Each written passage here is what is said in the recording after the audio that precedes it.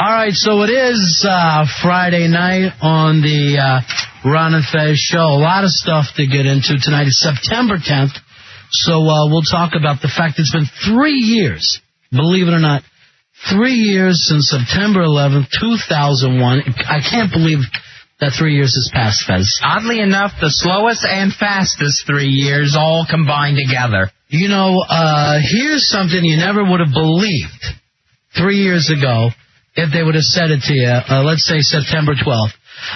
We haven't caught Bin Laden, but Governor Schwarzenegger says he believes we will soon. Yeah, then you're like basically looking at Cyberdyne running the country. You are in a Terminator movie. You never would have believed either one of those facts after 3 years.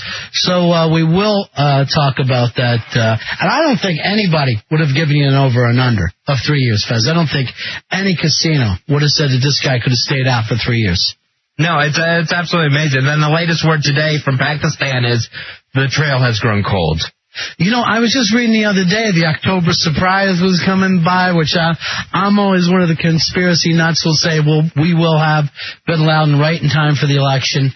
And I'll be one of the people go, you see. But now they're saying cold. Well, that's Pakistan saying cold. I don't know exactly what we're saying because we just had that big scoop of Al-Qaeda criminals that we picked up within the past couple months. Unfortunately, Osama, not one of them. Out of the 75% that we claim we've captured or killed, Bin Laden has been part of the lucky 25% to dodge. Yeah, so apparently he's a lot quicker than he looks on that dialysis machine. All right, 866-277-4969. Before we get into a lot of that, another hurricane heading straight for the Tampa Bay, Fezzi, your birthplace. This will be the third hurricane to hit Florida in what, month and a half? In a month. In a month? Yeah, because Francis was 2 and 3 weeks, so Ivan makes it 3 in a month. And if you were to believe the trajectory of this hurricane, it looks like it is going to zip right up the Tampa Bay. Yeah, like a buzzsaw, like it is just going to chop up the entire west coast of Florida on its way to hitting land in Tallahassee. Yeah, it looks like it's going to run every beach on the west coast. Now, these things can turn or whatever, but from what I understand, from my relatives there, everybody's just saying, let's get out of town. Let's not deal with it. Not 3 in 1 month. That's just crazy. Yeah, my fam is actually at the airport now in Tampa getting ready to fly here. I'm now an official evacuation center. That's not bad. So I hope I get some federal funding for this, for hosting the Watley family. Yeah. They're going to be there, so they'll be staying with you. It'll be my mother and father and my little brother Travis. Now, who's leaving the wife and baby? Yeah, what are they going to do while he's gone? Her mother is nearby, and actually where they live, they're like in a category D or something like that, where A is the worst. A is the first that has to be evacuated, the highest risk for flood. So they're in a D. They're in a little bit more safer place. All right, but I saw, and I only saw the Granada pictures. I didn't see a lot of flooding there. I saw houses chewed up by the wind. So this time it doesn't look like the last time of, the flooding is the worst thing that can happen. It looks like the wind is the worst thing that can happen. And, of course, my brother Corky will be standing by to take care of anyone's house that needs it, I think. All right. He's just a hurricane chaser. All right, 866-277-4969, 866-277-4969. Paulo is right in the path of the hurricane. It passes right over his house. We'll see what he is going to do. Paulo, your life's a movie. Yeah, Paulo, your life's a movie. How you doing? Yeah, how are you, Paul? Okay, good. Good. I'm not budging. I'm not moving. You're one of those guys, no matter what happens, you're not going to move at all. I never make preparations or anything else. I've been in here 15 years, and nothing has ever happened before. Right. Now, you notice that this kind of year, it's been worse, right? I mean, you caught the tail end of that last hurricane. Well, I got to admit, everybody is running around like they're punch drunk or they're drunk. I mean, they're just a lot of panic going on. There's rumors about gasoline rationing and crazy stuff. Well, a lot of the stations do run out of gas. Yeah, those aren't rumors. And the lines right now look like they're half a mile long at some of these gas stations. I know, and people, stop off at the Home Depot trying to get a piece of plywood, and they literally spend the entire day there waiting for a truck. You refuse to even put up plywood, huh? No, I have one very, very, very large window. I thought you were going to say wife. And that takes up half the house. Well, please stand in front of it during the storm. But the winds. You see, and the other thing, too, is the experts are always wrong. So, the Charlie was supposed to head right this way. Right. And it turned. And I said, of course, look at all that coast. It could go right in that direction. I knew that. Yeah, you're smart. I'm just saying, I can see the fronts. But you see how big these things are. You're going to feel some of it, even if you're not getting the full brunt. Truthfully, yeah, I was worried about some of the winds. I'm not worried about the water. We're on a high spot, but the thing we have bad carpets anyway. Exactly, but the thing is that with the winds, it's the projectiles that I'm worried. I got a lot of rubbish and refuse. Yeah, why do you do that? Why are you that yard that has a bunch of trash outside? Yeah, why, Sanford and wife? I don't know. I like to keep the things, keep a collection. It did blow down my fence. Actually, by the pool pump. So that's staying down right now. I haven't put in a claim for that because I figured what's the point? Why don't you just wait? Well, if this one hits, just run out in your backyard with an axe and try to knock the whole house down. But I mean, these look like axe marks. Truthfully, the last hurricane was a little crazy because it literally covered the entire state. Yeah, these things are just huge anymore. They look like the fake storms that they put in those disaster films, like Day After Tomorrow. It was the Day After Tomorrow, no question. The eye was not far from Tampa. It was like the feeder bands were up in Savannah and down in Cuba. It was crazy. All right, so you're saying that now are your neighbors leaving on Sunday or by Sunday? There's nobody around in my neighborhood. They're already starting to go. No one likes to live next to the Adamses anyway. Well, my sister-in-law was on the phone with me, and she's like, where was that hotel we stayed that time? And I was telling her this place that was up in the mountains right near George, North Carolina. We're like, hey, we'll just act like it's vacation and take the kids up there.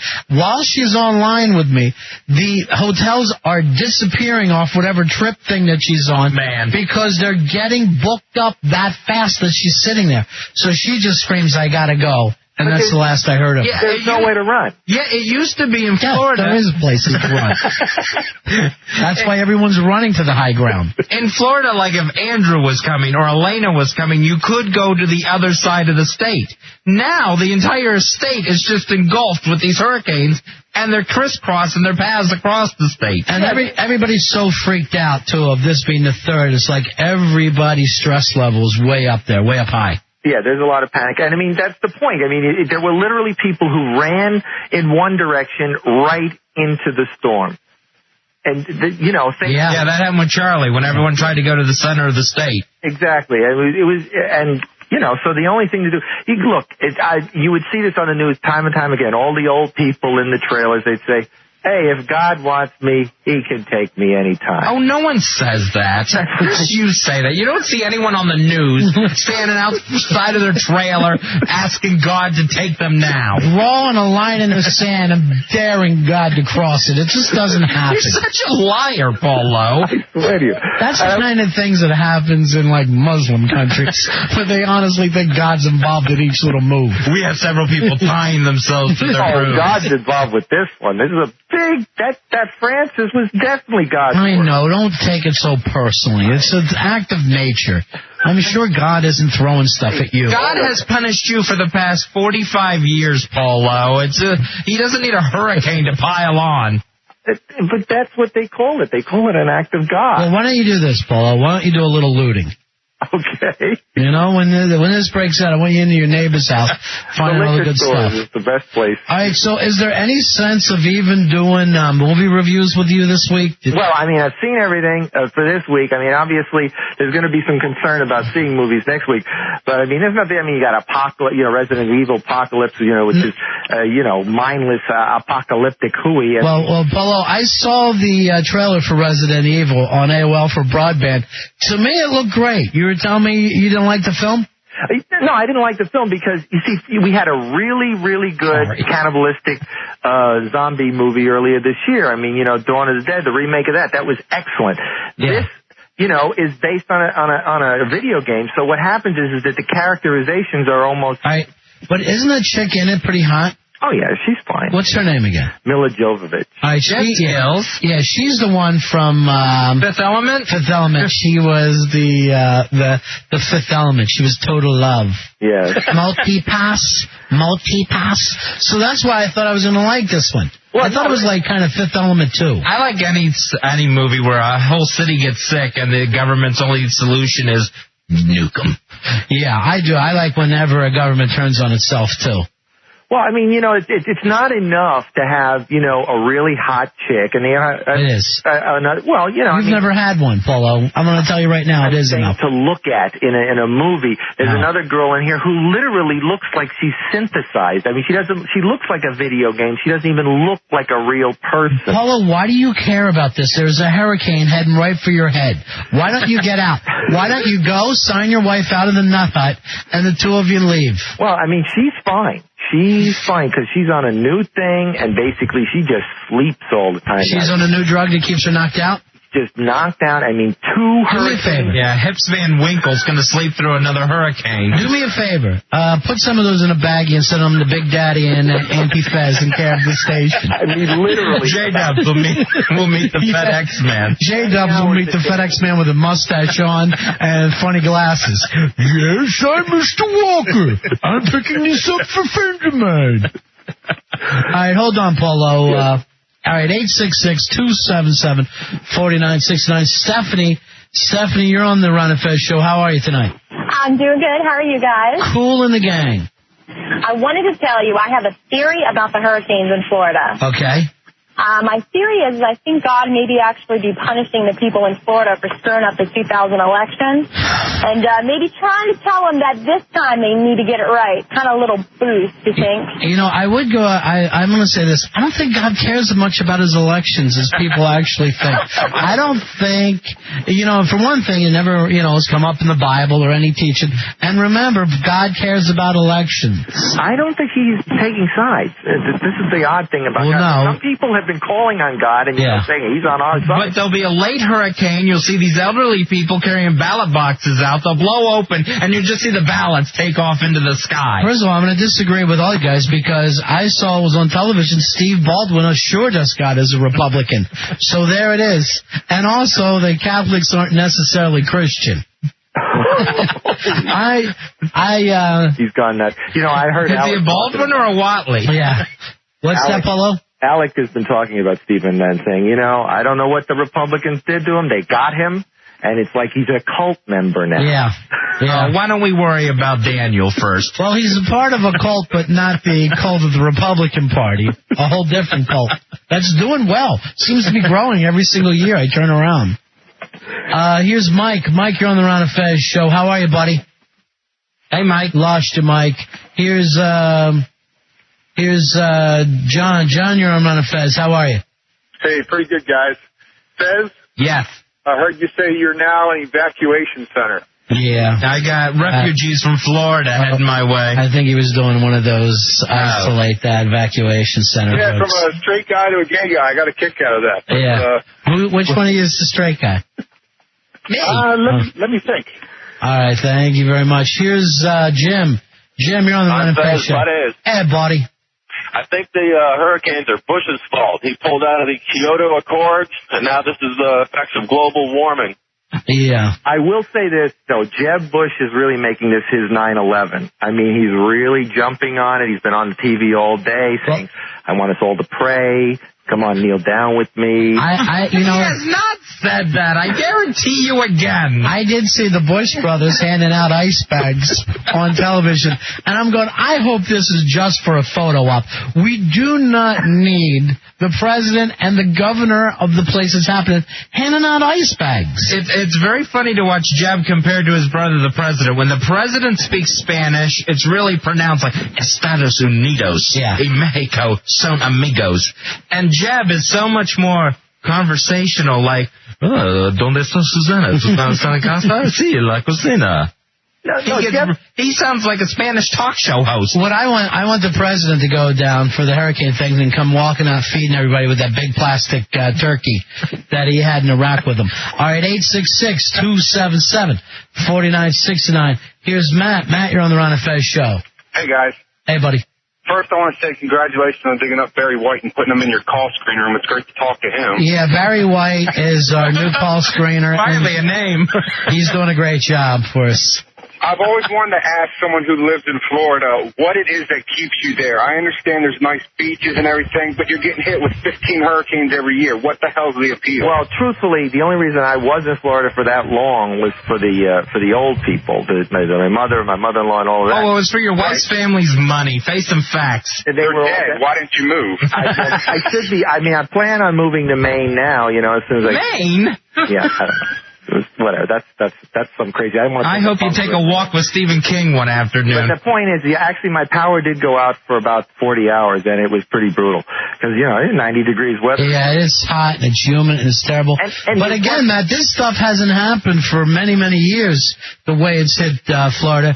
But Fez, you say this could be start of a new trend. Yeah, they said it was a weather pattern. It was a cycle that could last 20 years. Of where how like before. It was North Carolina was getting hit with a hurricane every week. Yeah. Now it's like Florida is back in the mix due to the warmer temperatures out in the Atlantic. It all has to do with the Sahara, apparently. If they would just, the casino? Land out in the Sahara, maybe, and then the hot air would not generate all of these hurricanes. All right, Polo, so you say the only movie to see this weekend is Resident Evil. So you got Cellular with Kim Basinger, and William H. Macy. This is a very, very routine kind of, B movie. But it moves along at a good pace, so everybody will have a good time, as far as that goes. What else? Well, there's Criminal with John C. Reilly? John C. Reilly, yeah, that looked pretty good. Was it okay, Paul? Yeah, it's a remake of Nine Queens, actually, which is an Argentinian film. I missed it.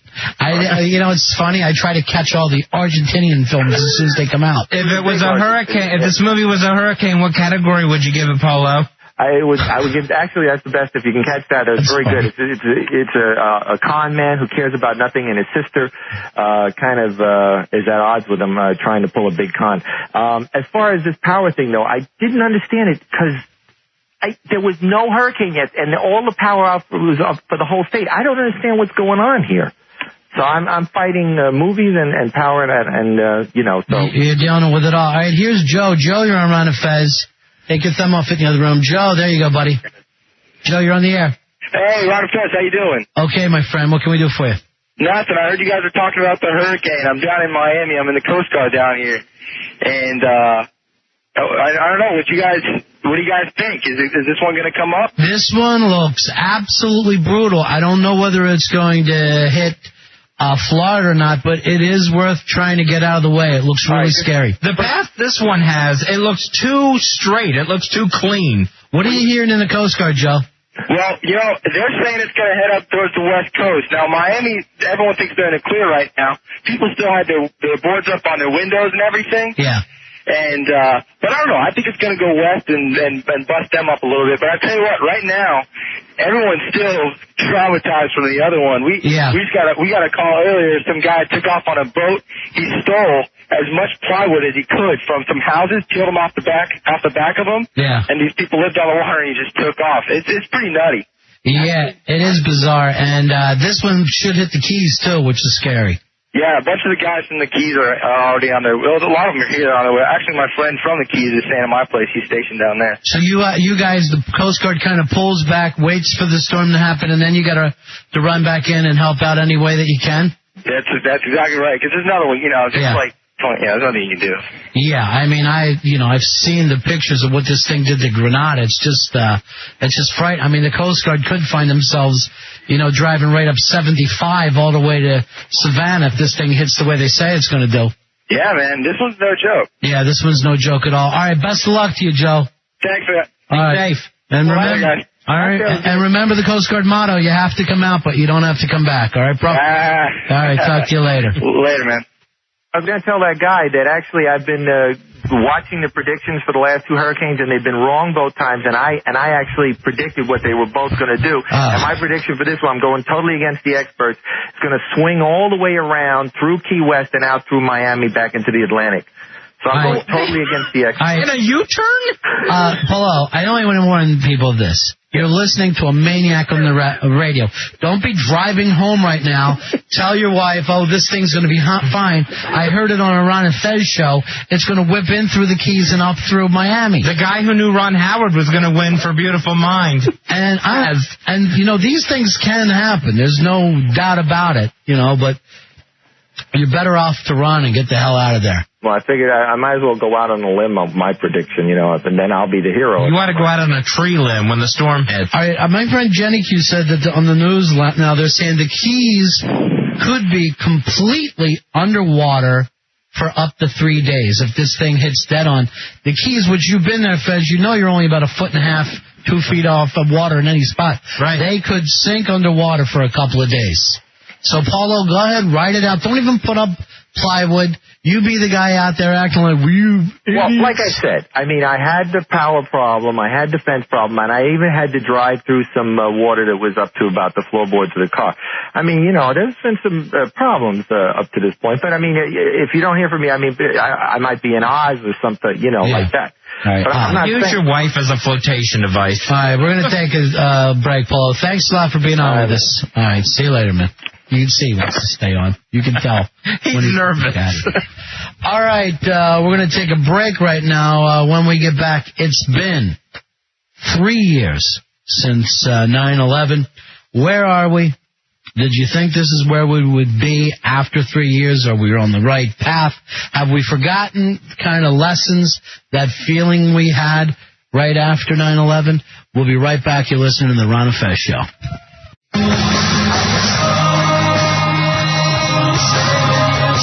This may be very bad, but it's a very bad story. The Twin Towers knocked down. It's a frightening story. It's a very terrible story. First one plane crashed, then 2 planes, then 3 planes. It's okay to talk about it. It's very serious, you know that. We should know what happened. And we should know why it happened and why they wanted to do it. It's the Ron and Fez Show. Some of this audio is from a special right now on HBO. I think it's called 9/11 Through Children's Eyes. It's running all weekend. 866-277-4969. Most of those interviews were done within the months following 9/11 through the eyes of kids, and it's a pretty powerful special. And again, Fez, it kind of reminded me that whatever feelings we had after 9/11, we've kind of stepped back away from that feeling of community that we had. We seem really, like now with the things going on, you hear about the election, obviously, the war in Iraq. We seem so far away from that date, 9/11, 2001. But, man, just seeing an image of the towers or the Pentagon, it takes you right back there immediately. Here's Alex. Alex, you're on the Ron and Fez Show. How are you, buddy? Hey, not too bad. How about you guys? We're okay. What can we do for you tonight? No, I was just saying, I think the feeling has definitely subsided a little bit. I think in the months following 9/11, I think we were just so bloodthirsty for, Osama bin Laden and all that. And now, we just, as far as the White House is concerned, we just don't even know who we're fighting anymore. It's just an overall war on terrorism, and we don't have that same, revenge aspect to the way we're feeling about it. Well, one of the interesting things, and, we're not the first people to bring this up, but during the Republican National Convention, I think the name Osama only got mentioned in speeches maybe once or twice. Exactly. And I'm talking about everybody's speech the whole time. We've kind of put that away from us. And as opposed to how many times the word September 11th got mentioned. September 11th got mentioned quite a few times. Mm-hmm. Well, aside from the other terrorist attacks, Oklahoma City, I think in 10, 15, 20 years from now, it's going to get on September 11th, whatever year, it's going to get like a minute or two on the news. Yeah. It's going to keep subsiding but that's the nature of the media in this country. But unfortunately, but the media, whether you believe it or not, they reflect what the people are thinking quite a bit of the times. If they thought it's something that the people were interested in. This is, of course, yeah, exactly. I mean, this is a very serious deal. It's not, it's a lot more serious than, Oklahoma City or the other places. Has the whole kind of feelings of 9/11 subsided for you? Are you ready to put it behind you and not even think about it anymore? Or is something you think about quite often? Well, I'm a 19-year-old college student. I'm sure if my parents were killed in the attack or I knew people, I would feel a lot differently. I'm sure those people think about it every day because they've lost somebody. However, I mean, there are plenty of other things happening, just day-to-day life. I can always take time to remember. But, I definitely don't feel the same that I did, that day or the day after. Thank you very much, my friend. 866-277-4969. 866-277-4969. We're talking about September 11th now. Tomorrow will be 3 years since it happened, Fez, and this is the first time we're at the point now where the football games will be played, the college football games. There was not even a debate of whether, that seems like a good idea. Weddings are being scheduled Saturday again. So it does feel like the country has somewhat moved on. Yeah, and that still weirds me out because, you'll hear this game, Notre Dame, Michigan, Saturday, September 11th. Right. And it just rings so loud in my ears. To hear it in any other context seems completely foreign. Here is Robert. Robert, you're on Fez. What's up, guys? Yeah. Well, I just also want to say that, with the whole situation that happened in Russia, that when you see all this world terrorism, happening, it always brings back to mind, what happened on 9/11. And, it's just good to know that, hopefully, which, it really doesn't matter which administration is going to win, in November. Hopefully, jeez. Here is, Eddie. Eddie, you're on Fez. Eddie, you're on the Ron and Fez show. How are you, buddy? I'm good, man. How are you? Yeah. I'm just a little frustrated because with all the technology and all of the, we got the FBI, the CIA, we got all of this stuff. We can't find a 6'6" guy with a kidney problem. It really is surprising. I mean, all I can really come up with, Fez, is that the guy hasn't come out of a cave in 3 years. I can't imagine that he's seen sunlight in the last 3 years. It's amazing that in 3 years they haven't caught this guy. And I wonder, let's say they do eventually get him. You can't even call that a guarantee at any point now.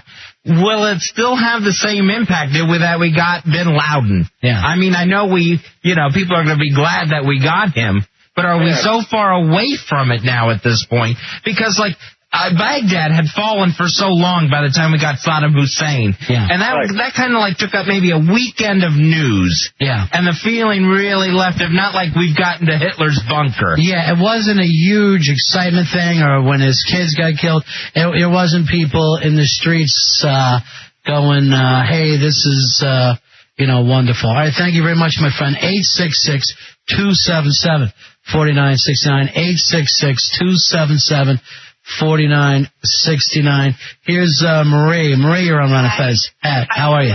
Good. I lived in the New York area when 9/11 happened, and, I knew quite a few people that didn't work there at that time but had used to work in the towers. Mm-hmm. So, obviously knowing that and living close to it and everything, I was just devastated. And I've recently moved to the D.C. area, and I've had a few opportunities in the last month or so to drive past the Pentagon, and I never really thought about it. Not that I didn't think about it, but it didn't have the same effect on me as the World Trade Center did. Well, I mean, one was kind of your neighborhood. You know what I mean? It was pretty hard for people who lived in that neighborhood or the surrounding area to be able to think outside of that. It's, Exactly. But now that I see the Pentagon, it reopens old wounds. Yeah.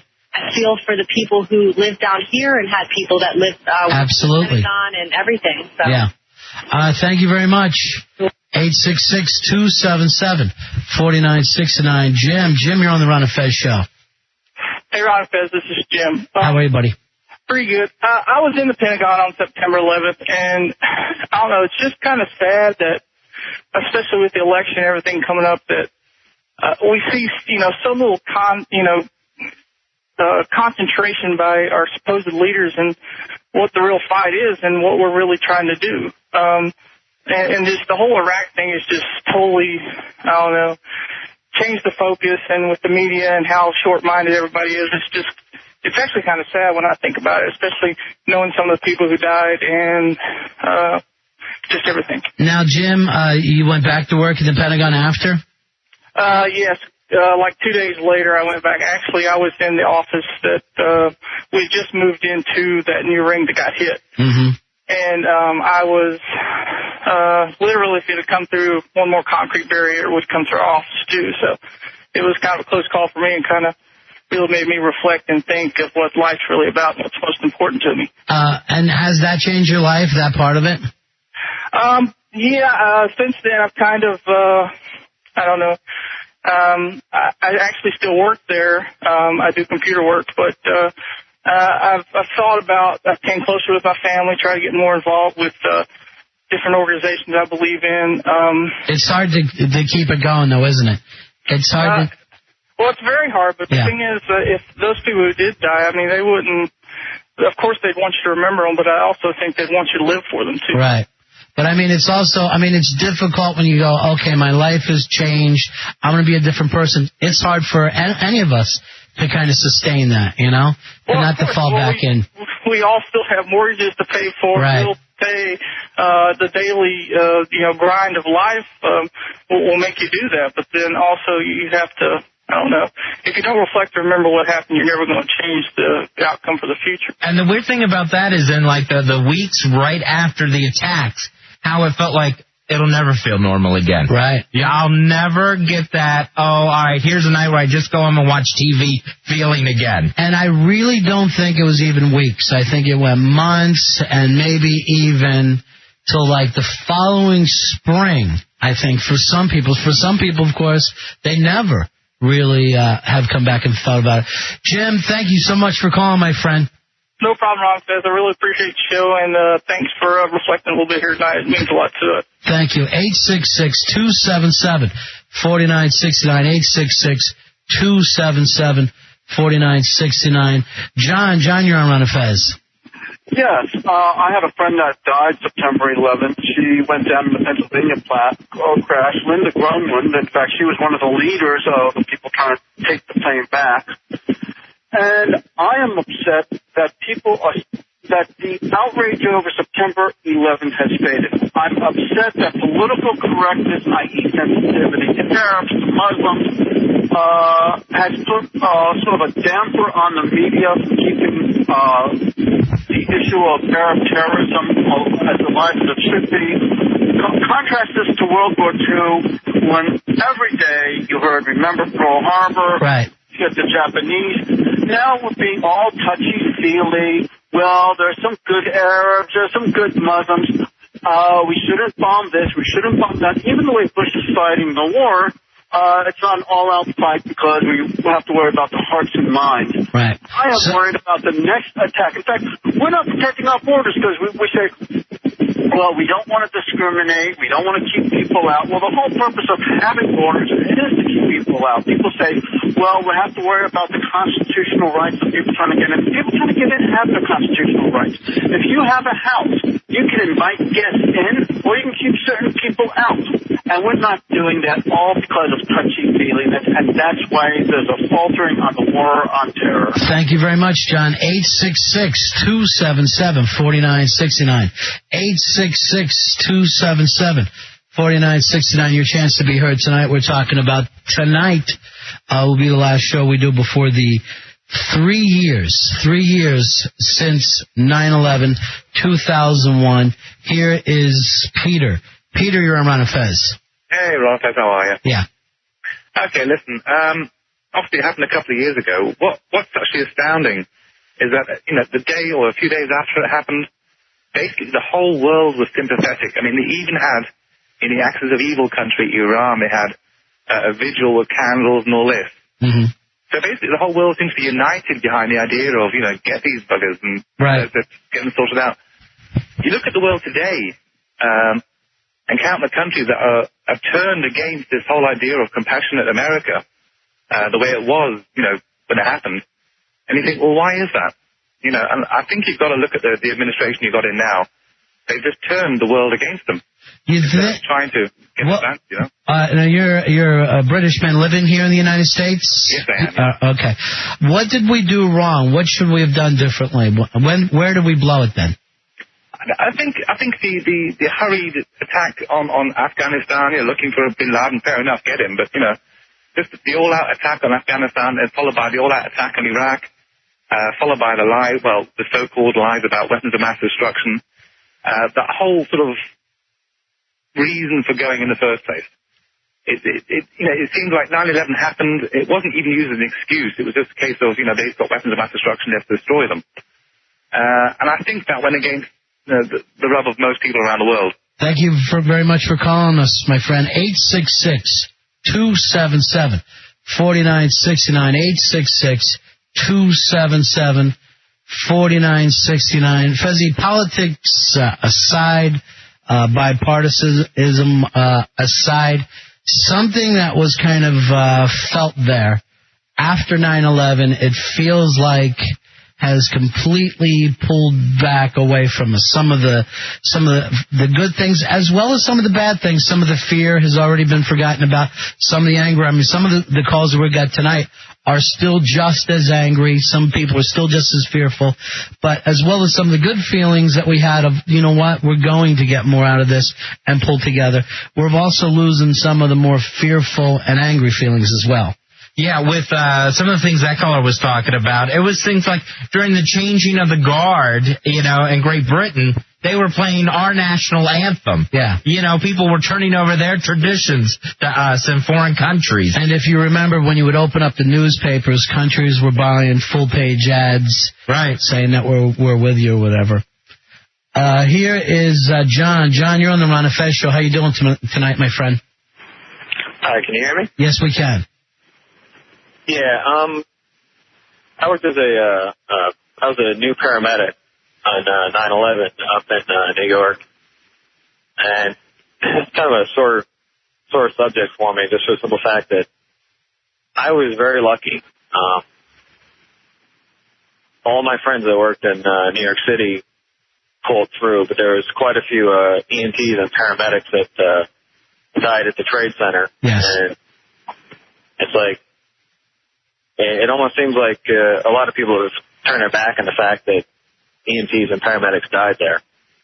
I recently moved down here, and I currently work for D.C., and a lot of people don't realize that in New York, the EMS and fire were pretty much separate, whereas like out in Virginia and Maryland, the fire rescue is all lumped together in the same service.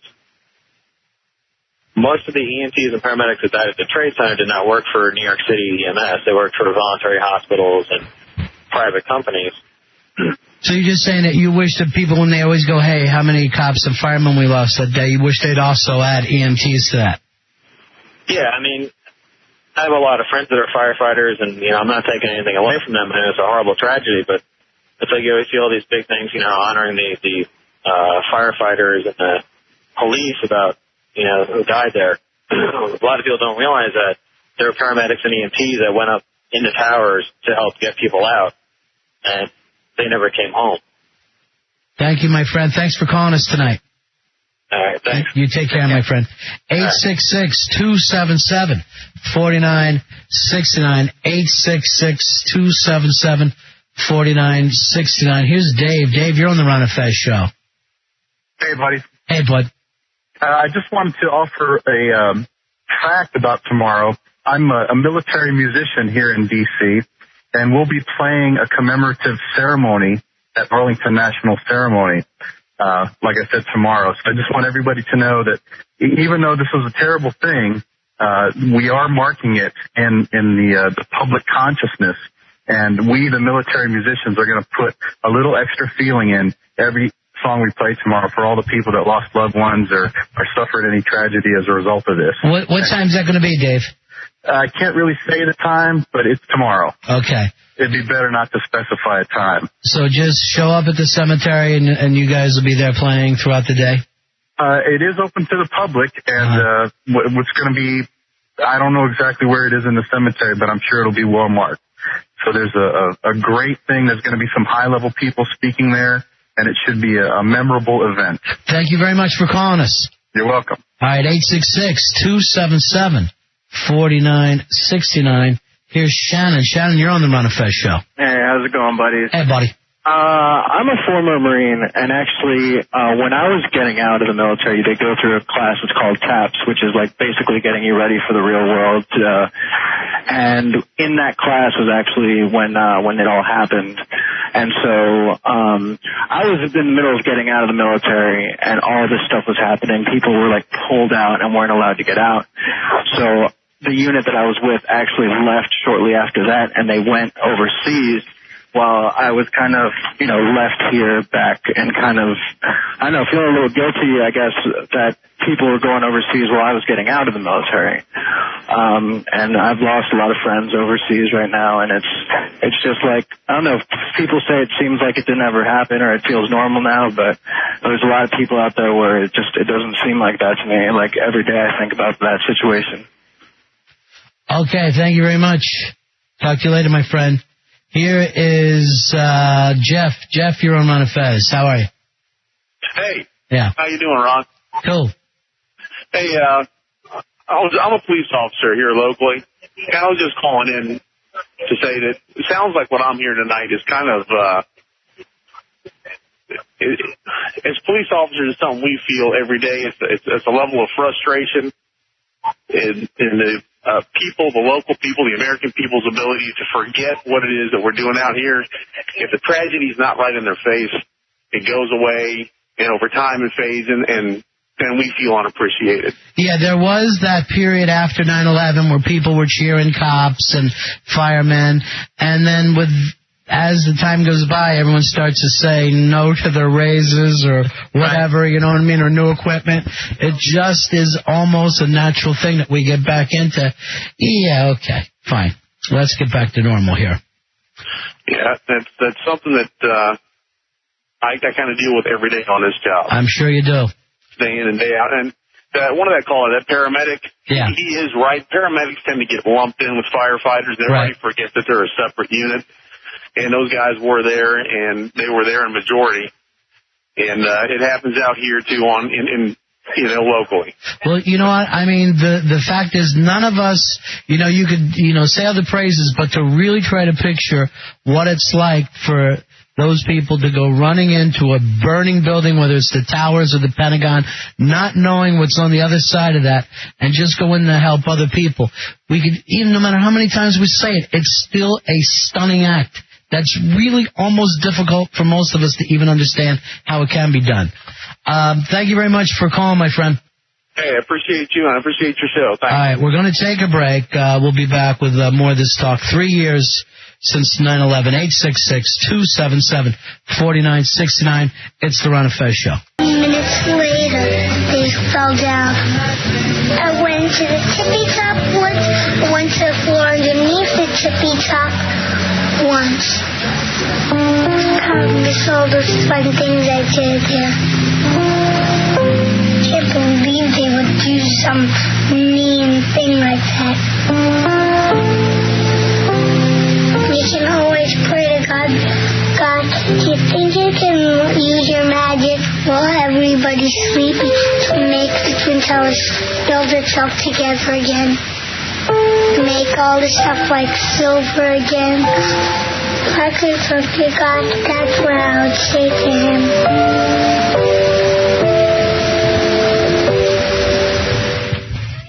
It's the Ron and Fez show. Some of the audio that you're hearing, that's from an HBO special that's running over the weekend. I think it's called 9/11 Through Children's Eyes, Fez? Is that the name of it? I think it's actually the title, if you're looking for it, starts with Through a Child's Eyes or something like that. Through a Child's Eyes, okay. 866-277-4969. 4969, talking about 3 years since 9/11. What have we done right? What have we done wrong? And where is everybody tonight? Here's Trish. Trish, you're on Ron and Fez. Hi. Hi, how are you?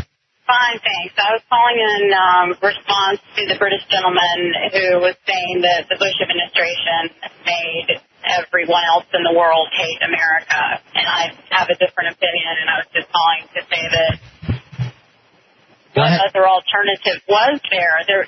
There weren't really a lot of alternatives when something as horrific as 9/11 happened. And the British guy didn't really have any options. He didn't have any alternatives to what the United States decided to do.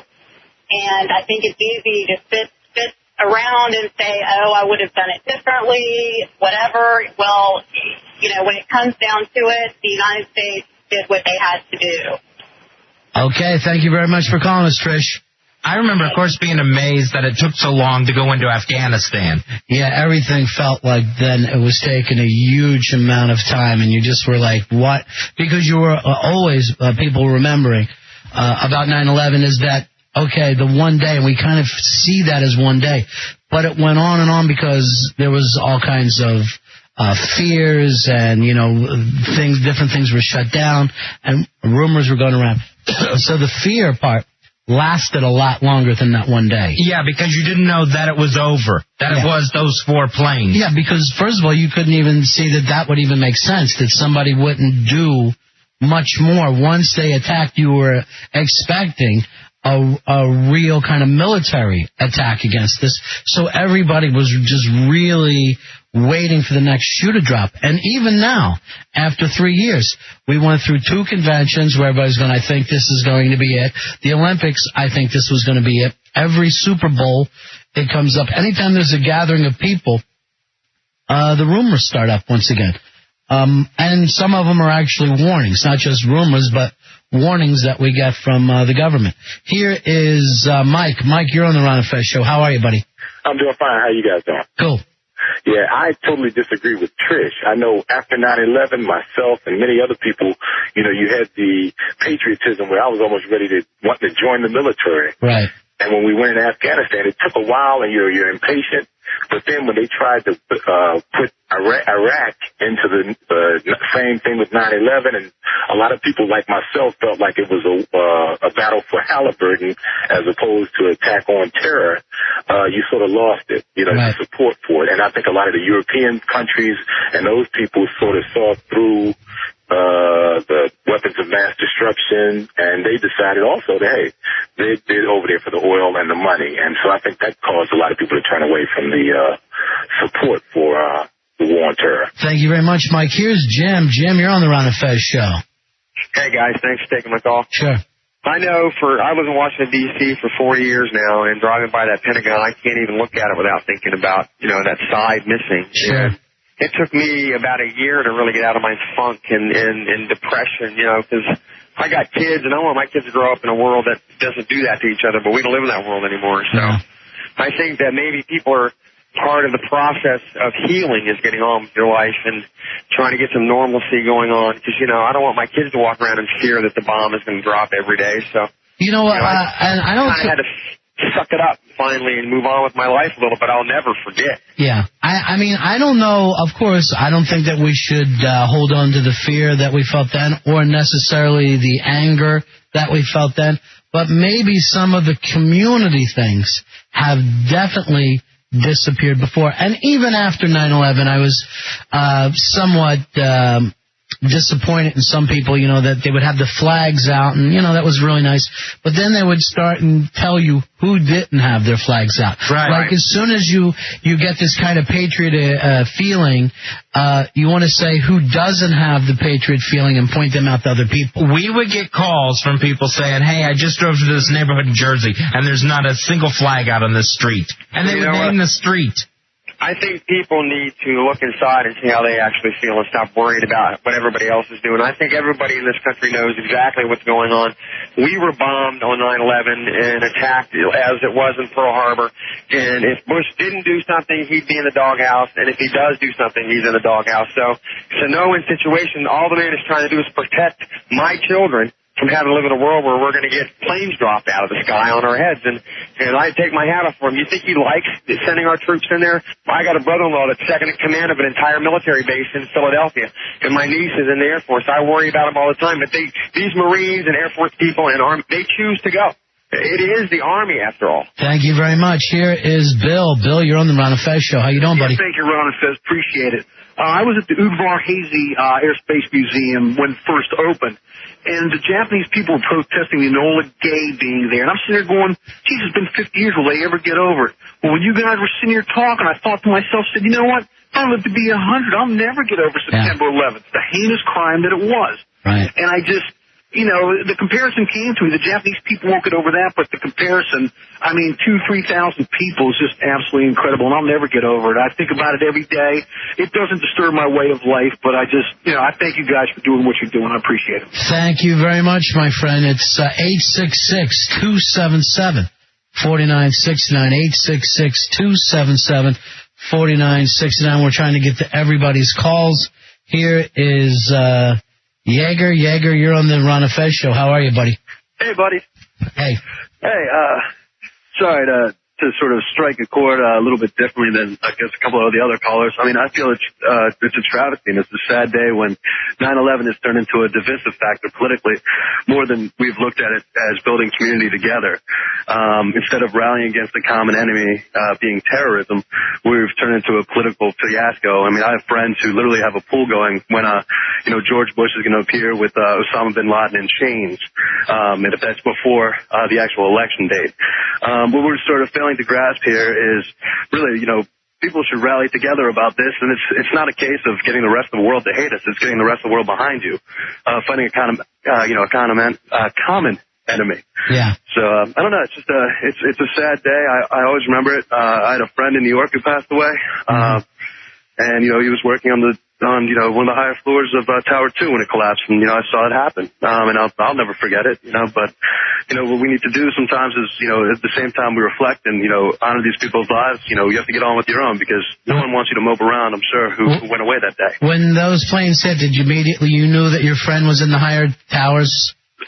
Yeah. I was in college at the time, and I was with my girlfriend, and I remember I woke up, and I usually didn't wake up at that hour in college. I don't think anybody really woke up at that hour in college. And I went downstairs, and I honest to God, I thought it was a movie trailer or something. Right. And just the reality came in maybe about 4 days later, and I tried to get in touch with my friend, and the first time I called, and the phones weren't even on, I sort of knew something was up. So. All right, thank you very much, my friend. Here's Bob. Bob, you're on the Ron and Fez show. How are you, buddy? Hey, what's up, guys? Hey. Well, definitely, a lot of people are saying, well, the world's not behind us anymore. But, that's who cares about that anymore, the world's not behind us, but it doesn't matter. Terrorism is going to start to reach everyone in the world. You've seen what happened to Russia, right? And, the first thing the State Department says is that, that Putin should find a way to solve this thing diplomatically. And the foreign minister of Russia said, well, why don't you apply the same thing to Osama bin Laden? This is crazy. And we have to stop living in this PC world. I dated a girl, she was Palestinian, and she said that, we had it coming. And people think, George Bush is, making, the United States become an isolationist country. That's baloney. A lot of people hated this country way before, decades before. Why do you think they hate us? It's one of the things that I don't know in the last 3 years if we came up with. We know that we're hated, but what do you think the reason is? It's jealousy. Yeah. I've traveled around the world, Latin America in particular, and they just don't like the gringos. They don't like it that we have we have a great infrastructure. They don't like that we have all the commodities that we do. You know, we live fine. But here's the thing. I understand jealousy. I can see like a George Clooney. I feel jealous. I can see a Donald Trump. I feel jealous. But it wouldn't be enough for me to kill myself for. It would not be enough for me to go, I'm going to take a plane and fly and kill myself. That's the part I never get. Yeah, it has to be bigger than material things. Yeah, it's got to be something, but we've never got to the point of like ridding the world of an evil. Like they're on, well, basically a crusade. All right, 866-277-4969. Probably the wrong word, Fez. Or just the opposite of a crusade. Here is Tom. Tom, you're on a Fez. Hey, Radio Dogs. How you doing? How are you? What can we do for you, buddy? Hey, I'm just kind of a real basic, not political guy, but I tell you, people just have a real quick memory. That was the worst attack in the history of the United States.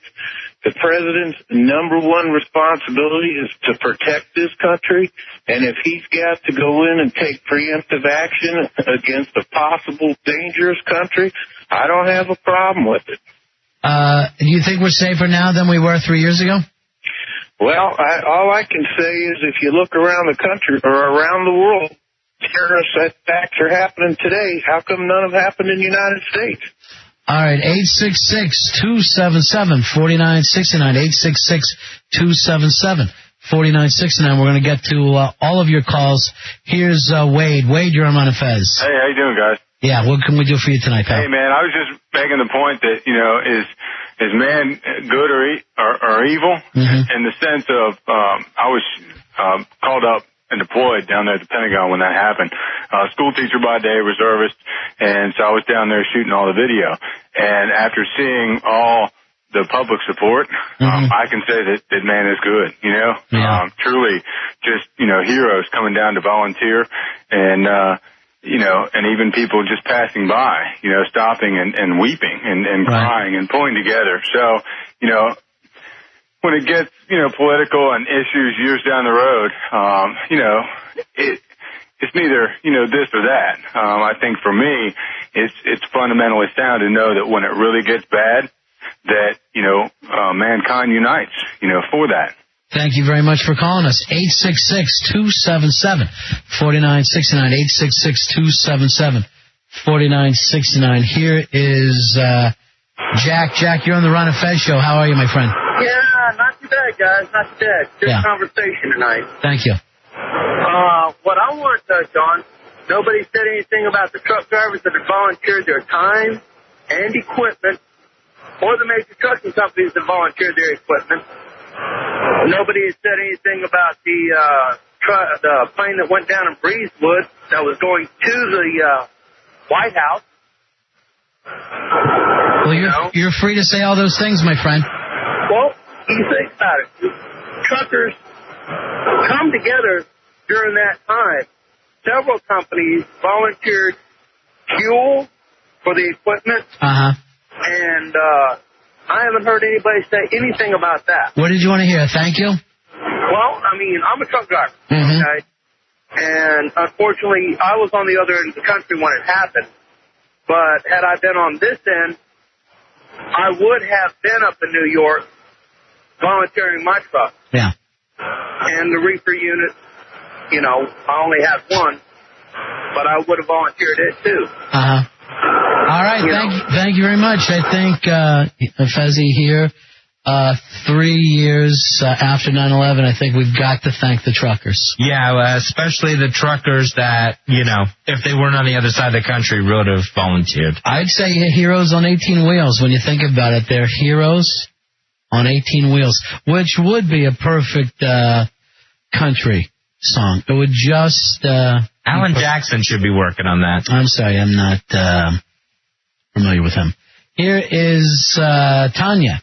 Tanya, you're on Fez. Hello? Hi, how are you? Hi, it's Sonia. Sonia, I'm sorry. That's okay. I just wanted to say, first of all, that I'm Indian, from India, but I was born and raised in the U.S. My parents have been here for 35 years, and you know, I had been thinking about it, but now listening to your show, it's like I'm really thinking about it. it was so sad. It just, the days after, seeing the people and how they cried, I think the nation bleeds. I mean, you can't forget. But the only thing I wanted to say was that the gentleman who called earlier and said that people are jealous of the U.S., I had never traveled outside the U.S. for maybe 25 years. Then recently I've traveled a lot. I've married someone from another country, and it's not jealousy. It's more that they see the U.S. as going to places and, stirring up the muck, taking opposing sides to depose governments and doing those type of things. That's where I think the problem comes. It's not jealousy. Where in particular do you think that they think that we get involved where we don't belong? I think what I've heard is I don't know that much. Like I said, I was born in 70. So I don't know that much of the issue. So if I offend anybody, I don't mean to do that. Well, just do the best you can. I know that when they talk about Vietnam, they say that, the U.S. went there and what, the things that we did in, in, I guess, the Middle East, what we did with, as it's been quoted many times about what we did in Afghanistan. We supported the Mujahideen. We tried to get, we supported Saddam in his rise to power. I mean, there's just different things that the U.S. has done. And when I speak to my husband and his friends, I actually take the side of the U.S. because I was born here. I was raised here. Right. And I know they always say politics make strange bedfellows. Who's your enemy today is your friend tomorrow. Right. But the thing is that it's not jealousy, and I don't blame the U.S. I never would, for the simple fact politics is like that. The landscape of nations and countries, they're constantly changing. But I think that gentleman is 100% wrong. People are not jealous. If you go to other countries, you say you're American, you are greeted so warmly. People look at you, their eyes, they sparkle. They want to know everything about your country. They show you T-shirts that they're wearing.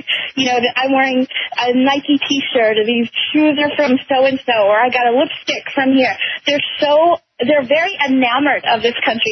So you think they like the American people, they like the American culture, they don't necessarily like the American government or the American military? Yes, the people, American people are loved. Nobody can say that we are not. I mean, we give so much aid.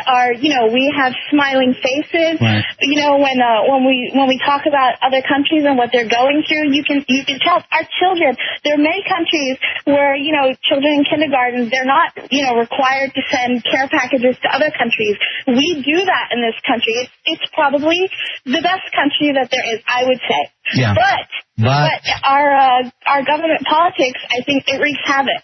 I will say this to protect President Bush, and I'll stand up for President Bush here. As far as Vietnam is, he had nothing to do with Vietnam, and also nothing even to do with Alabama. So his hands are clean. Yeah, they never seen in the neighborhood. I give him all the credit in the world. And thank you for calling us tonight, Sonia. Okay. All right. Take care. 3 years since 9/11, we will be taking your phone calls. 866-277-4969. We're away for just a few moments. It is the Ron and Fez Show. It's the Ron and Fez Show. 3 years since 9/11, 2001. Just checking in with everybody tonight. Taking your phone calls. 866-277-4969. 866-277-4969. Here is Chris. Chris, you're on the Ron and Fez Show. Hey, Ron and Fez. Hey, buddy.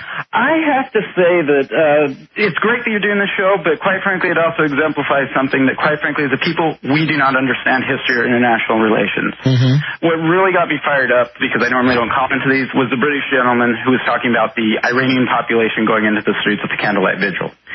That happened because of an L.A. broadcast firm by expatriates saying to the Iranian people, go out. The government of Iran did not organize that.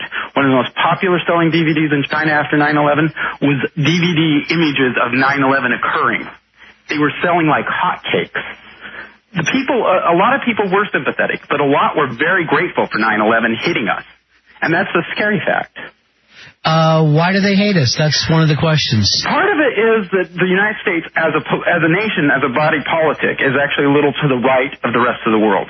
in terms of our political outlook. And also part of it is, we hear oftentimes about the intelligence budget being cut, the defense budget being cut in the 90s.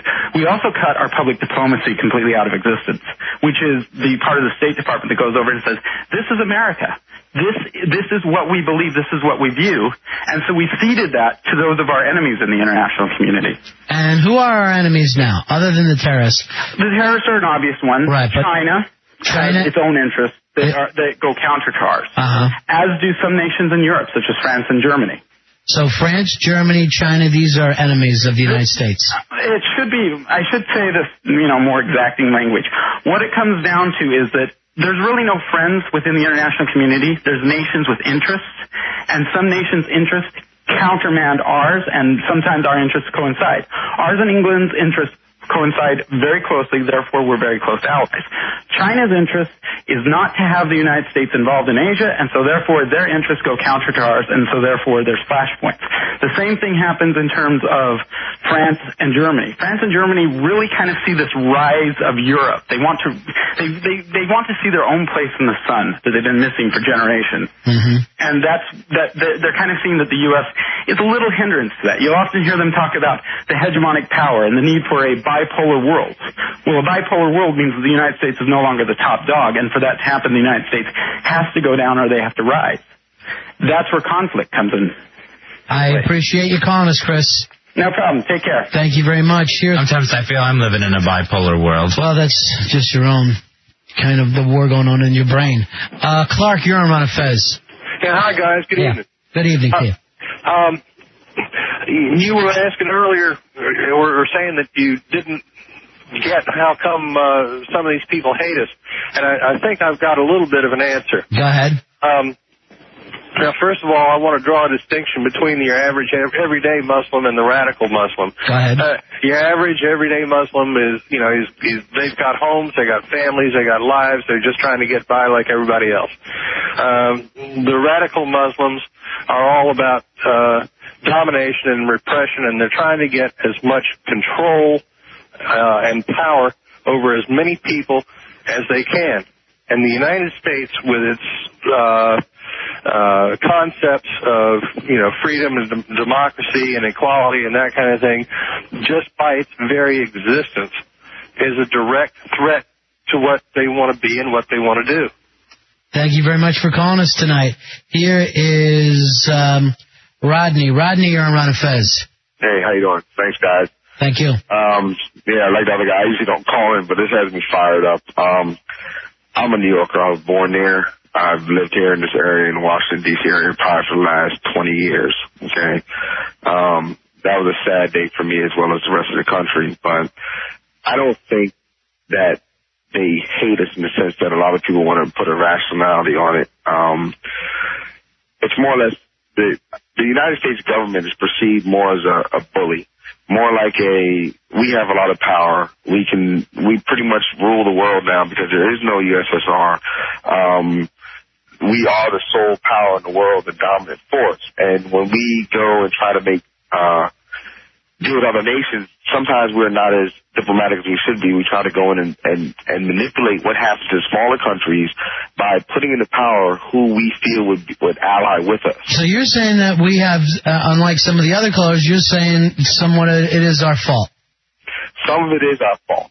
But that doesn't make it right for a group of individuals to attack us the way that we were attacked. Now, at the same time, does it make it right for us to ravage an entire country because of a group of individuals? How would we feel as Americans if there was a country that could come here and attack us that way because of a small group of people in America? We totally gutted their country. Thank you very much. We got a lot of calls to take here. Here is Bill. Bill, you're on the Ron and Fez show. Hey, Bill. Hey, how's it going? Great show you're having tonight. Yeah, I think there's something that people are missing tonight. Yes, there's a lot of people in the world that don't like the United States and that hate us, but that has nothing to do with flying planes into the World Trade Center. The fact of the matter is this is a religious war, and I think Clark touched upon that a couple of minutes ago. And you can only try to understand and rationalize what the United States has done in foreign policy for so long.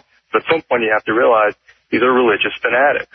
and, it's impossible to find reason in their actions. As far as they're concerned, the United States is the infidel.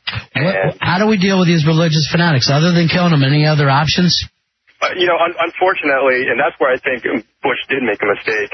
I think we're at a point now where it really is just a matter of, it's a military issue. The reason I think Bush made the mistake is not just because we weren't finished in Afghanistan, but by us going into Iraq, which is the second most, holy land in the Middle Eastern world, we pretty much validated everything that Osama bin Laden had been, spreading through propaganda. So you think we're actually creating terrorists by what we've done since then?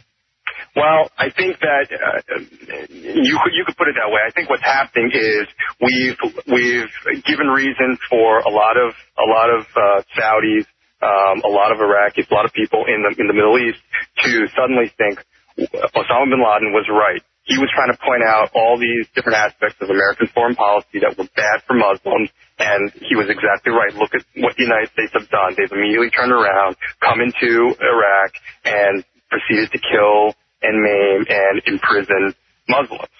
So, in that sense, yes, I think it's right. And as a result, it is, more than ever, strictly a religious war. Thank you very much, my friend. We got to move on. We got so many calls. 866-277-4969. 866-277-4969. Here is Chris. Chris, you're on the Ron and Fez show. Hey, guys. How you doing? Cool in the gang, my friend. I know that I'm not going to, divulge in the whole, are we, pissing more people off or whatnot. All I know is, thousands of people died on 9/11, and all I know, looking in the newspaper this week, 1,000 more have died in Iraq. Mm-hmm. Yeah, I'm 1,000 Americans. 1,000 Americans, yeah. I'm a 25-year-old guy, who's working in a bookstore selling these political books to, Isn't there an amazing amount of political books? You walk into the bookstore now, and it seems like as soon as you walk in, you see 15 books against the U.S. government, 15 probably supporting what's going on, and it's just a massive amount. It's amazing how many can come out on a certain subject all of a sudden, just on who did what in Vietnam. Yeah, absolutely. It just bombards you right as you come in. But anyway, I'm just in, retail hell, and, there are guys right now, that are my age or a little bit younger right now that are over there, and, they've gone overseas, and some of them, are never going to see American soil ever again. And, I just think, I guess in a way I'm still in mourning because these guys have to be over there. Absolutely. Thank you very much for calling. We lose these guys. And again, I'm not sure whether as a country, no matter what side of this you're on, we're already doing enough to honor the people who are losing their lives, the people who've gotten wounded. Say whatever you say about the media, but that story to me is not being told. It really isn't. Here is Twee. Twee, you're on the Ron and Fez show. Hey, how are you guys? Okay, my friend. How are you tonight? Good, big fans. Hey, listen, I heard a lot of things tonight. I don't know if you've covered it, but I think there's really two reasons why people hate us. I happen to be Vietnamese American too, by the way, so I heard a lot of talk about Vietnam. But I think the number one reason is that our policy on Israel. That's really the bottom line. Yeah. And the second thing is, politics. We've made mistakes in the past, but really the number one reason why people hate us is our policy in Israel is because we support the Jews. Well, what's really funny about that is left or right, nobody wavers on our policy with Israel. It never comes up of, hey, are we doing the right thing? Have the Arabs gotten the back of our hand on this deal? Everybody on either side of the aisle, Israel is our friend in the Middle East, and we're going to be there for our friend. Yeah, but you know what? The thing about people, I heard people talk about Vietnam. There's one thing that I don't know if people understand. The Vietnamese people wanted the Americans to be there. And I have an Iraq. Well, not all of them. No, well, ones in the north. Well, even the ones in the north, I think the problem with a third world country is that you have people who are poor and you have people who are somewhat uneducated, and so they look for a leader. And when one steps up, like Ho Chi Minh or Bin Laden, people latch on to that because it's something they can relate to. Well, I mean, we can even get that here in this country when there was like a Bonnie and Clyde, when there was a John Dillinger, the poor people of the country got behind that person, even though they were bad. They were kind of heroes. We saw O.J. become kind of a heroic figure for the black community because they were so mad at the LAPD for different things. They would just go, hey, look, O.J.'s giving it back to him, and you can get a thrill out of that. We saw it with the mafia in the Italian-American community. So I think that, or the IRA with the Irish people in this country, a lot of Irish Catholics sent money to the IRA for generations, and so probably right up until 9/11, and they went, no, that's a terrorist group. So I don't think it's impossible to understand why poor people would get some kind of a thrill out of somebody taking on the big country. Yeah, and can I make one more point? Yeah.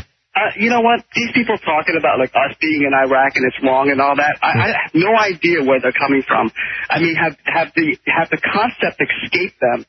The fact that we are actually taking the fight to them instead of fighting the battles in our front yard. Well, because here's where the disagreement is, and I'll just let you know that, and I won't take a side tonight.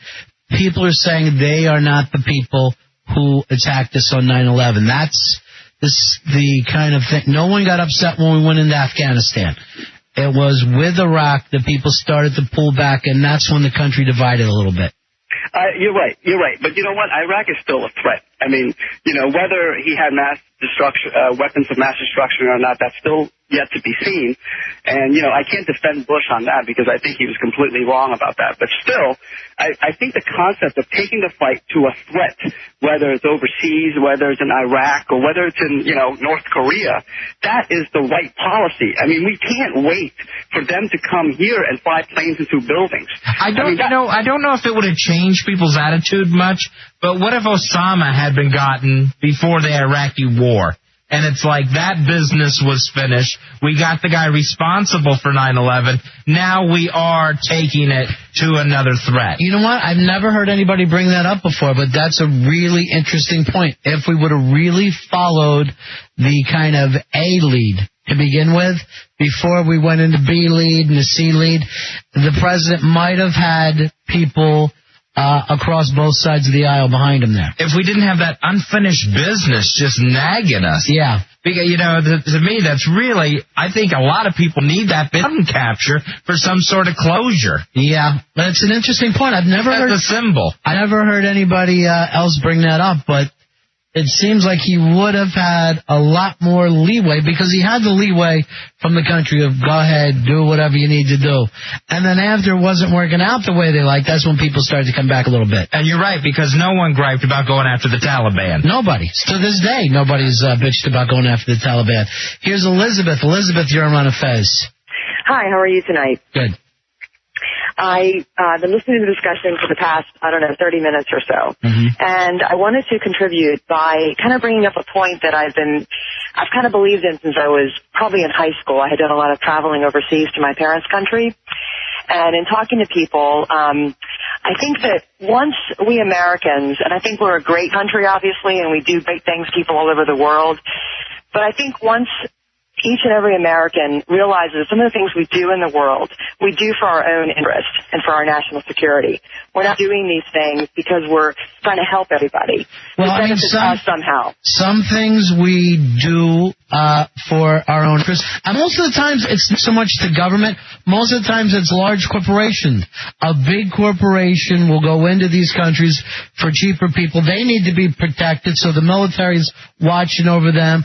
But there are so that we could say, hey, we're bringing fried chicken to people of, fill in the blank, and that's a good thing. It's really not.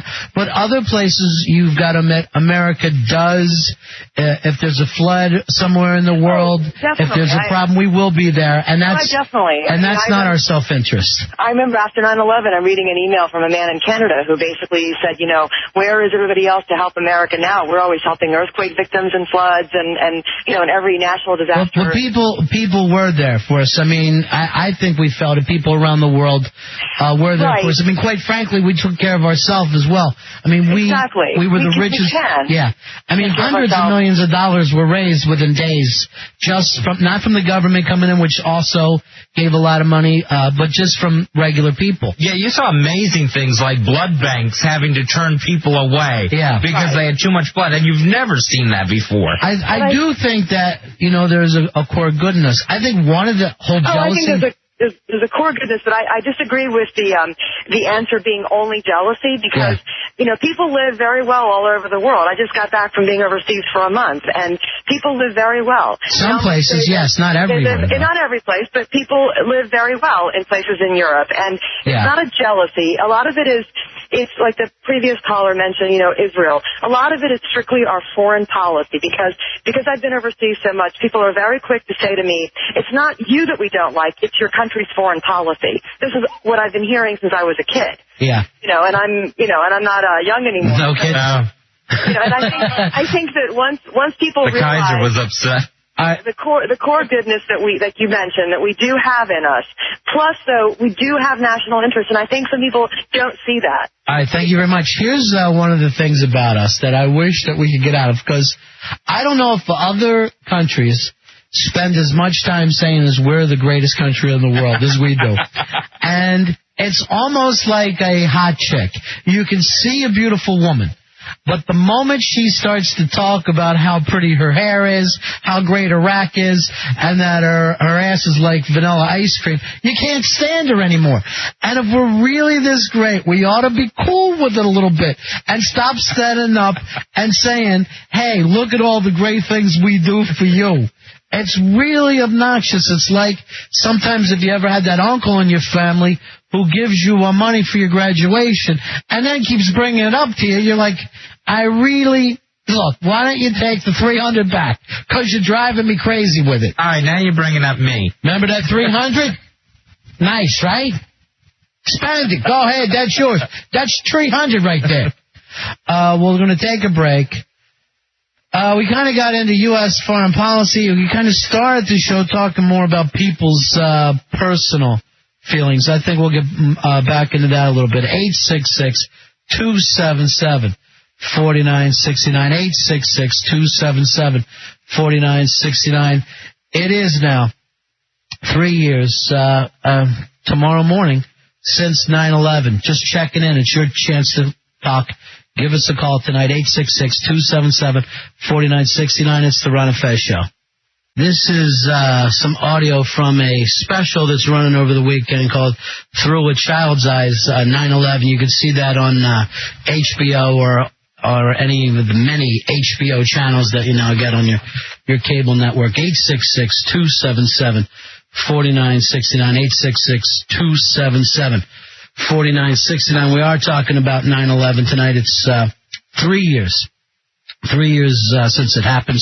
Some points feel like it was a lifetime ago, and other times you just feel like it was yesterday. Some of this stuff, it does feel like yesterday. Well, it just transports. Well, a lot of the stuff that was shot with these kids was shot in the months after 9/11. It's a really interesting thing to see, because you wonder, like for us, like we said, adults, you tend to adapt or whatever, but with a lot of those kids, the fears that hit them, it's probably somewhere inside, even though like they're acting like they're okay.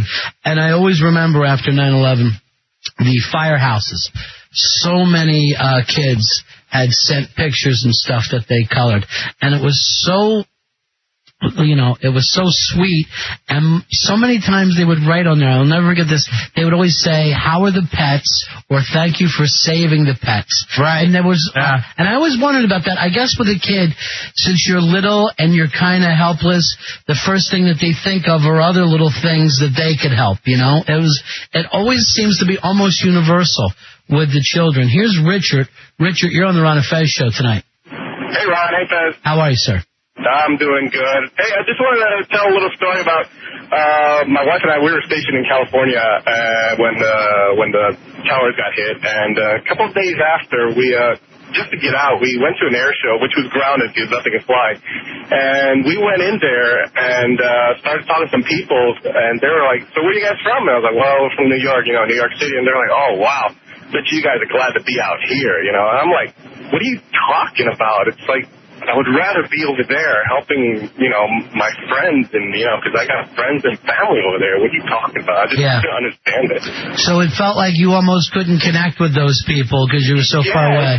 Yeah, it's like they couldn't connect, and they I guess they couldn't fathom it because it didn't happen to them or that. But I mean, but you could see they had the care in their eyes, I guess. All right, thank you very much. Here is Jeremy. Jeremy, you're on the Ron and Fez show. Hey, guys, how you doing? Cool, man. How are you? First I want to start off by saying it's like a blessing to have you guys back in Tampa. I have missed you for 8 years, It's been almost 8 or 9 years. And I haven't aged a bit. Yeah. Fez, I heard you the other day on the girls' show, and it was... I remember when you used to do their show like 5 years ago when they first started, and you were the best part, and you're just incredible. And you guys, the grace and dignity that you handle every situation is amazing. All right, buddy. I know you hate compliments, so I'll stop right there. Thanks. But you guys are awesome. And that's why I'm wearing a shirt that's 3 sizes too small for me. The dignity. Go ahead, buddy. Yeah, the dignity. Really what I was watching HBO the other night, and they have a new show called, it was a documentary about the children in Gaza and the Gaza Strip, and it's an unbelievable thing to watch. It really shows you where all of the hatred, the Muslim hatred towards Americans and towards Israelites comes from, and it's really disturbing because you don't see an end, and you really wonder what has to happen. One of the things the children said was, this is a 12-year-old child that was fighting, against the Israelis. And he said, they said, well, do you see an end? Do you see how this can be solved? And the child says, this can't be solved. Too many have died. Yeah. And, and it's those people in those situations, they really believe that they're fighting, the good fight. And so do the Israelis, and that's the worst part about the whole thing. You know what? It's true because you saw it in Northern Ireland when they went through it for generations, where it would be the little kids out throwing rocks. It's the same thing that you see in Palestine.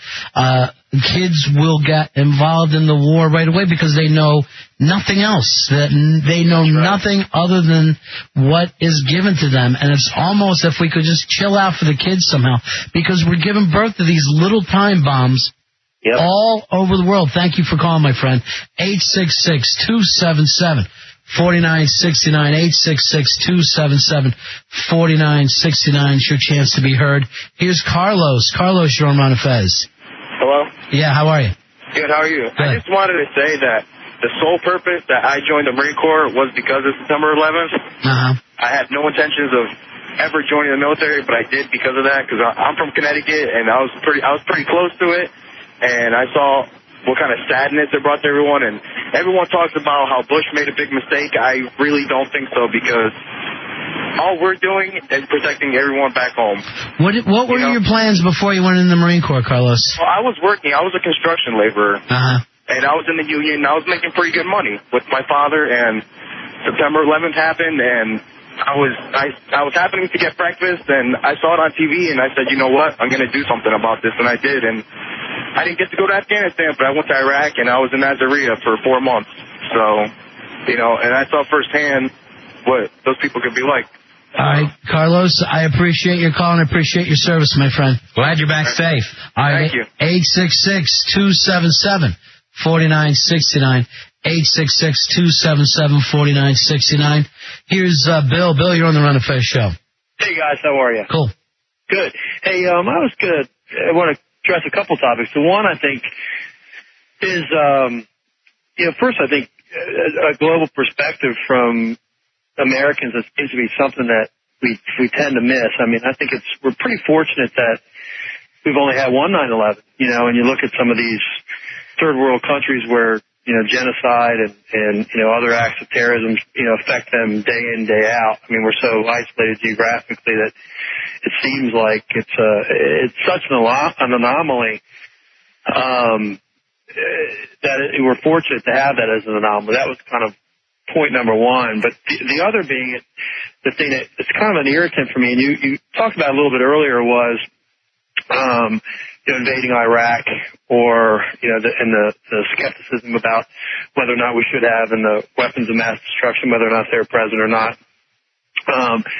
It seems like it's always Americans tend to put things in hindsight. If we remember the condition that the country was in right after 9/11, flags and people scared to go to work during the if they worked in a high-rise building, et cetera, et cetera. I think if you looked at it in hindsight, and Bush chose not to invade some of these other countries, or didn't act which was arguably an aggressive stance, I think he would have been more highly criticized. And let me be clear, I am not a Bush supporter. I'm not very political at all. But. All right. Thank you very much for calling, though. I appreciate it. 866-277-4969. 866-277-4969. Here's Kevin. Kevin, you're on the Ron and Fez show. Hey, fellas. Hey, buddy. How are you? Oh, good. Hey, look, Ron, I guess this is for you, but I'll give you an explanation, not an answer. So, the new album by Todd Rundgren, Liars. Uh-huh.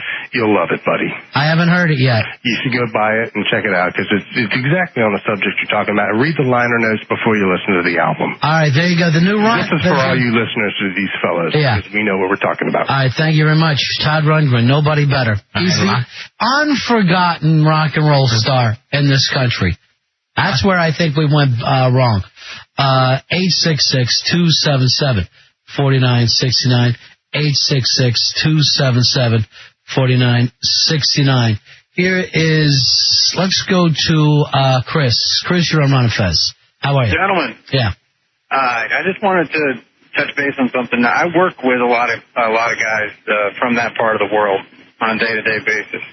And there's, in all their conversations, there's one thing that rings true, and that's, I think, that a lot of the people that are in control of these extreme factions and these things like that, and maybe even some of these countries, they look at us with disdain because of our freedom. Mm-hmm.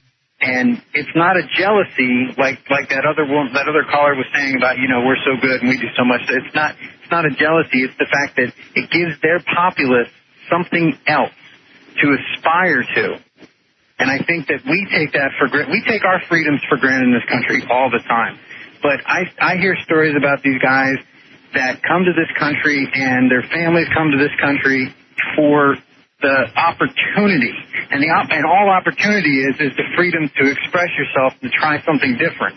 And I think that underlying current in these other countries is what drives these guys who control through totalitarianism and power. You know what? Some of that stuff might have worked during the Cold War. I think it's a lot more complicated. I doubt very much that we're hated for our freedom. I'm sure I would disagree for whatever the reasons that we're hated for. But I doubt very much that we're hated for our freedom. Well, yeah, freedoms and possessions, it just doesn't seem enough to drive that kind of hate. Yeah. To heat up that furnace. Here is, let's go to Chris. Chris, you're on the Ron and Fez show. How you doing, buddy? What's up, boys? Hey, my man. Hey, calling from Pinellas Park, Florida, getting ready for this big hurricane down here. How's some plywood? How's everybody feeling in Pinellas Park? Is everybody's pretty much rattled? freaking out. Yeah. I heard the gas lines are just amazing right now. Yeah, I run a liquor store, and there's a gas station across the street, and they were slammed all night, 3 refills on gas and everything. Wow. It's they say it's going to slam us. There's no plywood or generators anywhere. What are you going to do? You going to get out of town before it comes in? No, we're going to get really drunk and ride it out. All right, riding the storm out. I think RU Speedwagon put it best. Everybody always used to get drunk for the hurricanes until Andrew. And then after that, everyone went, I don't know, I'll get drunk somewhere up in Georgia. Yeah, not so much of a party here. Yeah, right. That's right, but you know how it is in Pinellas Park there, Fez. Fez, your brother's staying, right? Corky is staying. He is going to take care of the homestead. He's going to watch the double wide. Sitting on the front step with his shotgun looking out for looters. Oh, yeah, I'm sure our plywood either says you loot, you die, or F. Ivan. Yeah. Chris, thanks so much for calling us. Check back in with us, all right, buddy? No problem, guys. Good to hear you down here. I'm from New York and used to listen to you there, and it's good to hear some fresh voices down here. Thank you. Take care of yourself. Here is Chris. Chris, you're on the Ron and Fez show. How you guys doing? Cool in the gang. Good, good. Hey, just want to touch base here real quick.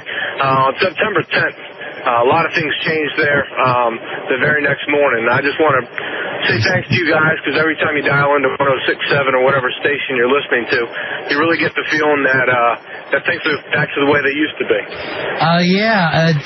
It's always bizarre. It was a weird time, actually, to be doing radio. And I always remember Letterman's first night back, and it was like a week or so after 9/11, and he gave that big tearful thing, and he said, I just don't know whether I can do the show. And I was thinking, when I say we, I'm talking about us and Stern and Dynamite and anybody that you probably hear on any of the stations that were on, had been doing almost like 26 hours of shows before that. And you're like, yes, we're comedians, and we work on the radio. And then suddenly you're like, I don't know whether anyone's ever going to laugh again. I think the whole laughter thing is over with. That's passe. That was a fad. Yeah. And then luckily people called in with their poems. And if nothing else, you were safe to make fun of people that were rhyming towers with God's powers over and over again. I think the poems may have saved my life. Yeah. May have saved my sanity at the very least. Poems or tribute songs, Fezzy? Which ones were easier for you? The poems, because the poems came quickly. Yeah. It's like, I know everyone mourns in their own way. Yeah. But some people must have immediately just started jotting down rhyming words. All right, can we even change the name poems to girl poems, no matter who writes them? Because it's impossible for a man to write a poem and for you to guess it was by a man. We would get a lot of poems from a lot of young ladies that thought they were going to change the world, yeah. I think. And then we'd always say stuff like, you really did a lot of good tonight. Well, I'm just trying. That's what I want to do. Just help out everybody. Help out as much as we can. Here's Johnny. Johnny, you're on the Ron and Fez show. Hello. Hey, buddy. Hey, man, I just want to say that I don't think it's jealousy that has most of the radicals or whatever against us. We're kind of arrogant when we go into other countries, when we exercise our policies. We're pretty arrogant in the eyes of many people around the world. And one other thing is, were there any of the hijackers or terrorists of Iraqi descent? That's just a question I'm throwing out there. Not one, my friend. No. And I thought so. But anyway, like I said, not everyone. We have many good Americans. I mean, we're good people. But our policies are not fair when they're... What policy would we change if it was up to you, bud? What would we change? There's a lot of things, man. I really don't have time to get into it now, but I tell you, the way we're dealing with the Israeli conflict, again, I don't think we're looking at it fairly through the eyes of everyone involved. All right, thank you very much. Here is Bill. Bill, you're on Ron and Fez. Hello. Hey, what can we do for you, Bill? Hello. Yes, you're on the air. Go ahead, Bill. Bill. I'm not even going to bother with you. Here is Steven. Steven, you're on Ron. Yeah, how you doing? Good. What can we do for you, Steven? Man, I think we need to change our foreign policy. And I am really concerned about China and Taiwan and Japan. I'm concerned about those countries because we haven't talked about those in a while because they have missiles too. And I think we need to really pray for our troops and I think we're in the long haul for this war. We need to be on our knees praying. Thank you very much. 866-277-4969. 866-277-4969. I'll just quote Frank Miller there from this comic book that he threw in is, I've seen the power of faith. A little less praying, a little more acting cool. A little less faith, a little less worrying about the next life, and being cool in this life would be my own choice. I know that's radical. I know it goes against what we say. But stop worrying about getting into heaven. Make this kind of a nice place. And don't think if I kill somebody, God will like me better. Because I find that one hard to believe. We're talking about 9/11 is 3 years after the fact.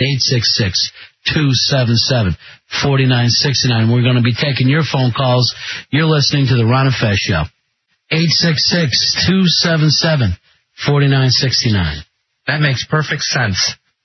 Talking about the 3rd anniversary of the September 11th attacks. Of course, tomorrow it's known as Patriot Day. That starts tomorrow. I don't call it Patriot Day. 866-277-4969. We are taking your calls. Here is, let me see, we have a gentleman up here. Okay, here he is, Ryan. Ryan, you're on the Ron and Fez Show. How you doing? Okay, Ryan, what can we do for you tonight? Yeah, I'm a sergeant in the Marine Corps I'm stationed in New River Air Station over in North Carolina. And I joined because of September 11th. I thought my country needed me, so I stepped up to the plate. What were you planning on doing with your life before 9/11? Actually, I was in college. I was at Purdue University, going to become a civil engineer. Mm-hmm. But that had to be put on hold because my country needed me. Your plans right now is just to do your time and then come out, or are you thinking about staying in the Marine Corps? Right now, it's if I stay in, it'll probably be a reservist of the Marine Corps. A lot of tradition and a lot of pride in that. And it's hard to just walk away from that. Right. Ryan, are you glad with your decision? You felt like you did the right thing with your life? Of course. No regrets. No regrets at all. Marine Corps has given me so much. Just actually, a lot of people take advantage of this country every day and the freedoms we have. And I had the privilege of going to Iraq when I first started. And I just thought maybe, I gotta pay this country back. It's only 4 years of my life, so be it. All right, Ryan, thanks for calling and thanks for your service, buddy. Thank you. Have a good one. All right, yeah. 866-277-4969. 866-277-4969. Hey, Art, you're on the Ron and Fez Show. Okay, boys. Yeah. There are really only 2 Muslim countries that are considered free according to the liberal publications. The Muslims, the people of fat, corrupt people who run the religion are paying the poor, unfortunate people to kill us to protect their privileges. Muslims did not give up slavery officially until 1950 when we made a deal with the Saudis in Arabia. That's how far back they are. They are behind nothing. They are the only people worse than them are the commies. All right, so you're saying it's the entire religion of Islam. For the most part, the entire religion of Iran is crap. And what would you do if you had your way? If I had my way, I'd try to reform them and make them either Christians or Jews. All right, so we'll send our troops in, and we'll say you have to become Christians. No, we can't do that. We can't do that. What do we do? The problem, we have a terrible problem. The religion is crap. Mm-hmm. It must be exposed as crap, and they have be given the opportunity to see how much it is crap. Muhammad's last wife was 9 years old. Mm-hmm. These people who marry Americans threaten their American wives and say, we're going to take our daughter and marry him off to some degenerate sheik when she's 9 years old. That is total degeneracy. So we've got to get rid of Islam. If we must work to if we can, get rid of it or completely reform it. Best to get rid of it. If we could reform it, that would be great. So what we want to do is turn those people into Christians or Jews. Right. Okay. Thank you very much for calling us tonight, Art. Okay. All right, there you go. How do you get our number? 866-277-4969. 866-277-4969. Here's Alicia. Alicia, you're on Ron and Fez. Hey, Ron and Fez, how are you? Good, Alicia. What can we do for you tonight? You know what? You all have the best topics. I love you. Anyway, 2 points. I just want everyone to be certain that they know that President Bush is picking and choosing who he liberates. And this is the problem I have. There are all these countries around the world who are oppressed, and yet he chooses to liberate the Iraqis. There's a reason. He chose that country for a reason, for his own personal reasons. And secondly, for the last caller, you know, there are Christians who kill in the name of God or Jesus or whoever they pray to. Right. You know, they kill doctors who do abortions on people in the name of God. Right. I mean, it's the same thing. So that's just that was foolish. That's foolishness. But I just want people to be certain. President Bush misled us to think. You know, he misled us thinking that, we're going in there to liberate these people. He didn't go in there to liberate anybody. He went in there so that he could have more access for Halliburton, more oil for him and his family and whatever other personal interests he has. But if he wants to liberate people, go liberate the Chinese. Go liberate the Africans. Go liberate the Iranians. He's not going to step foot in Iran because he can't beat those people. The only reason why he took Saddam down was because he knew he could. Thank you. I want to see his power. Go run into Iran and go get those people. He won't touch those people. And keep up the good work. I love you. Thank you very much. 866-277-4969. 866-277-4969. Here's Nate. Nate, you're on the Ron and Fez show. Hey, guys, thanks for the best show on radio. Thank you, my friend. I want to join you in thanking our citizens and legal residents who go out there and fight for us. But I would just try to make the point that everybody was for going into Afghanistan, but Iraq is not the same thing, and people need, even these guys who call in and they're in the Marines and they're gung ho, recognize that that's not the same thing. Iraq, in my mind, I saw Bush invading Iraq months before he took office to avenge his father. His father was humiliated by Saddam Hussein. They needed to get him out. I'm glad he's out, but I don't know. I mean, he's scum. He's not worth 1,000 American lives, probably 2,000 before we're done. Thank you for your call, my friend. 866-277-4969. 866-277-4969. We've got the phone lines open tonight. 3 years since 9/11. Samaro, just checking in with everybody, seeing how everybody is holding up 3 years down the road. Here is Charles. Charles, you're on the Ron and Fez show. Hello, gentlemen. Yeah, I think that our policies toward these countries is causing a lot of this. Imagine somebody, coming to your house telling you what to do.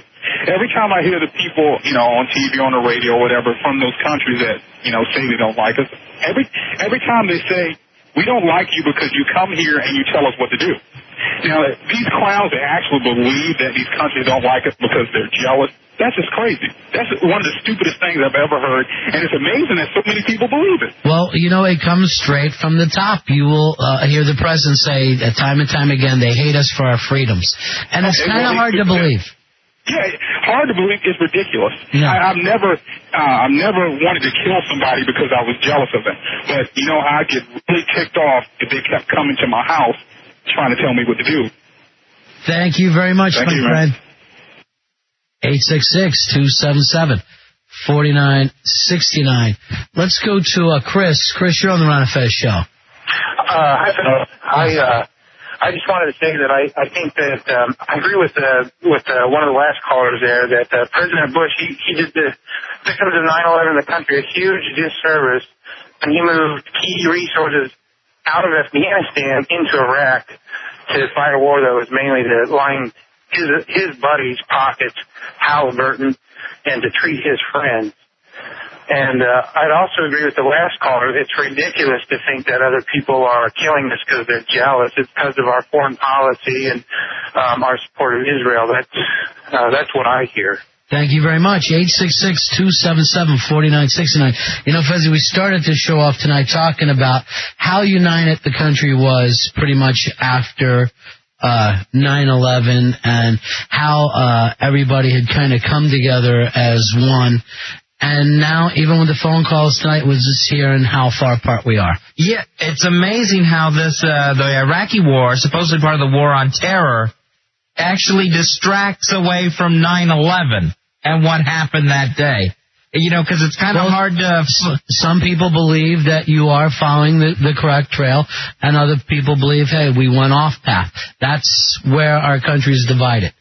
And when you have over 100,000 Americans in harm's way right now, yeah, you know, it's very, very scary that this is where it's gone to. But some people would say to you, we have, 300 million Americans in harm's way, and when you think that you're not, you're still fooling yourself. You brought up the term Patriots Day that they tried to slip in. I don't think people are picking up on it, are you? No, that actually happened in 2002. Yeah. When President Bush designated September 11th as Patriots Day. And, we were offered to do something for this promotion called Patriots Day this year where we were to, give out prizes or something. And I found it really offensive. And for some reason, I really find the term Patriots Day offensive. It's an opportunity to take that feeling and say, here, wrap it around this and feel better about it, and we'll be able to do other stuff. And I believe that, people's feelings as far as 9/11, they kind of belong to them, and you can't suddenly start and market this thing. Yeah, where it's a chance to make everything pretty in red, white, and blue. That's what 4th of July is for. I really, I find myself pulling back whenever I see anybody using it for commercial purposes. I wasn't happy with, a lot of like the T-shirts and stuff that went out. Right, and with Patriot Day, now a lot of like the flower companies are jumping on that bandwagon. 1-800-Flowers actually has the Tower to Celebrate America that you can buy. Yeah. And that's $50, and it's a tower made of jelly beans, brownies, and cookies. Well, it sounds delicious, and yet I really don't think the day 9/11 and our mourning of it should be tied in with tasty treats. And to use the word tower seems really offensive and inappropriate. Yeah, that's a rough one. Yeah, they got things like they also serve patriotic sour stars. Part of their flag-waving Grand Deluxe snacks. And who would you send the snacks to on that day? I have no idea. If you were a family member who lost someone on 9/11 in the Pentagon or the Twin Towers or in Pennsylvania, would you feel better getting the Tower of Cookies? Yeah. I don't understand. Hallmark has Patriot Day cards. They also, there was a commemorative Beanie Baby, Valor, the Beanie Baby Eagle that went out last year, and that's since been retired, and that came with a Patriot Day poem. It's interesting, a lot of these things will all say Patriot Day, but not September 11th. I don't even understand it. Not even for a second do I understand the patriotism even angle. Here is... not that I don't understand patriotism, but saying, okay, this is a day to feel patriotic. It's whatever people felt that day, that's their feeling. You can't suddenly wrap it around a banner. And it honestly can't be named better than September 11th. Well, that's the name people give it. Yeah. That they call it 9/11. And that I know that we wanted to even call this century Liberty Century, but I don't see that catching on either.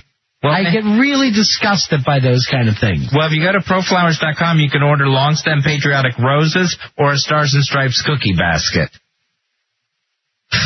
That's a weird one. It's amazingly odd how, and the hopes of, these things are like $50 a pop. And this is the way it's, we're going to try to get Patriot Day going. Well, I guess if you can make money, right? Sarah, you're on the Ron and Fez show. Hey, guys. I was a listener of yours back in New York when this all happened, and I just wanted to thank you guys, because you guys definitely, I think, helped the people of New York kind of heal, and you just gave them somebody to talk to, and I remember when people were calling out of their minds, you know, not knowing about family members, and I just think you really helped them.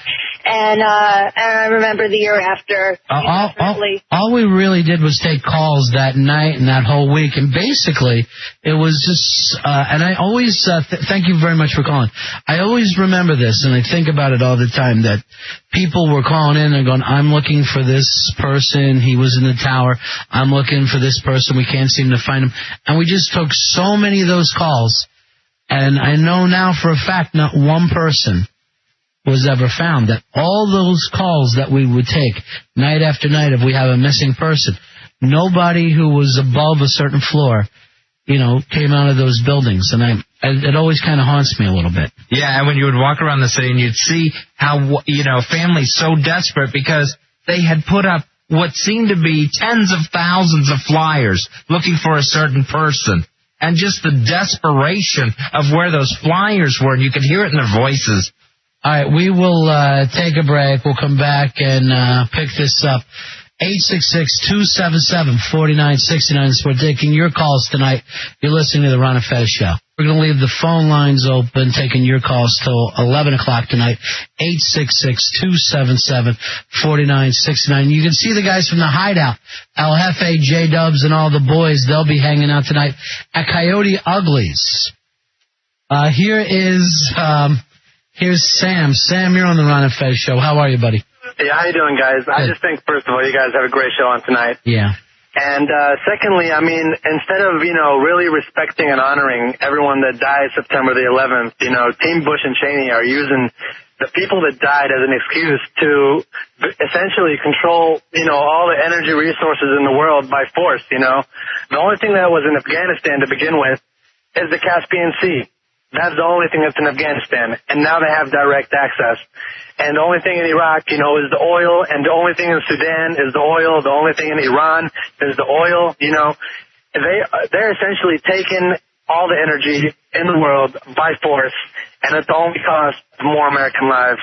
And that's just, you know, that's just unbelievable. And that's just despicable. Sam, what would you have the president do? I'd have the president impeached if you know, if senators have the guts of have, you know. Yeah, but I'm saying, what would you have done if you were in his position? If I was in his position? Yeah. Given that 19 were, you know, or 15, whatever, were Saudi Arabians. Right. You'd go in there and you'd reform Saudi Arabia. You'd hit Saudi Arabia. That country is messed up. I don't even know why they call it Islamic, you know. I'm a Muslim myself, and I don't see Islam in Saudi Arabia. I see repression, and I see dictatorship, and I see corruption, you know. And instead of going after them, they choose to go after the places where they can take the oil, take the energy by force. And that's wrong. You go after the people that hurt you, you know. Thank you very much, Sam, for calling us tonight. We're taking your phone calls, 866-277-4969. Here's Jennifer. Jennifer, you're on the Ron and Fez Show.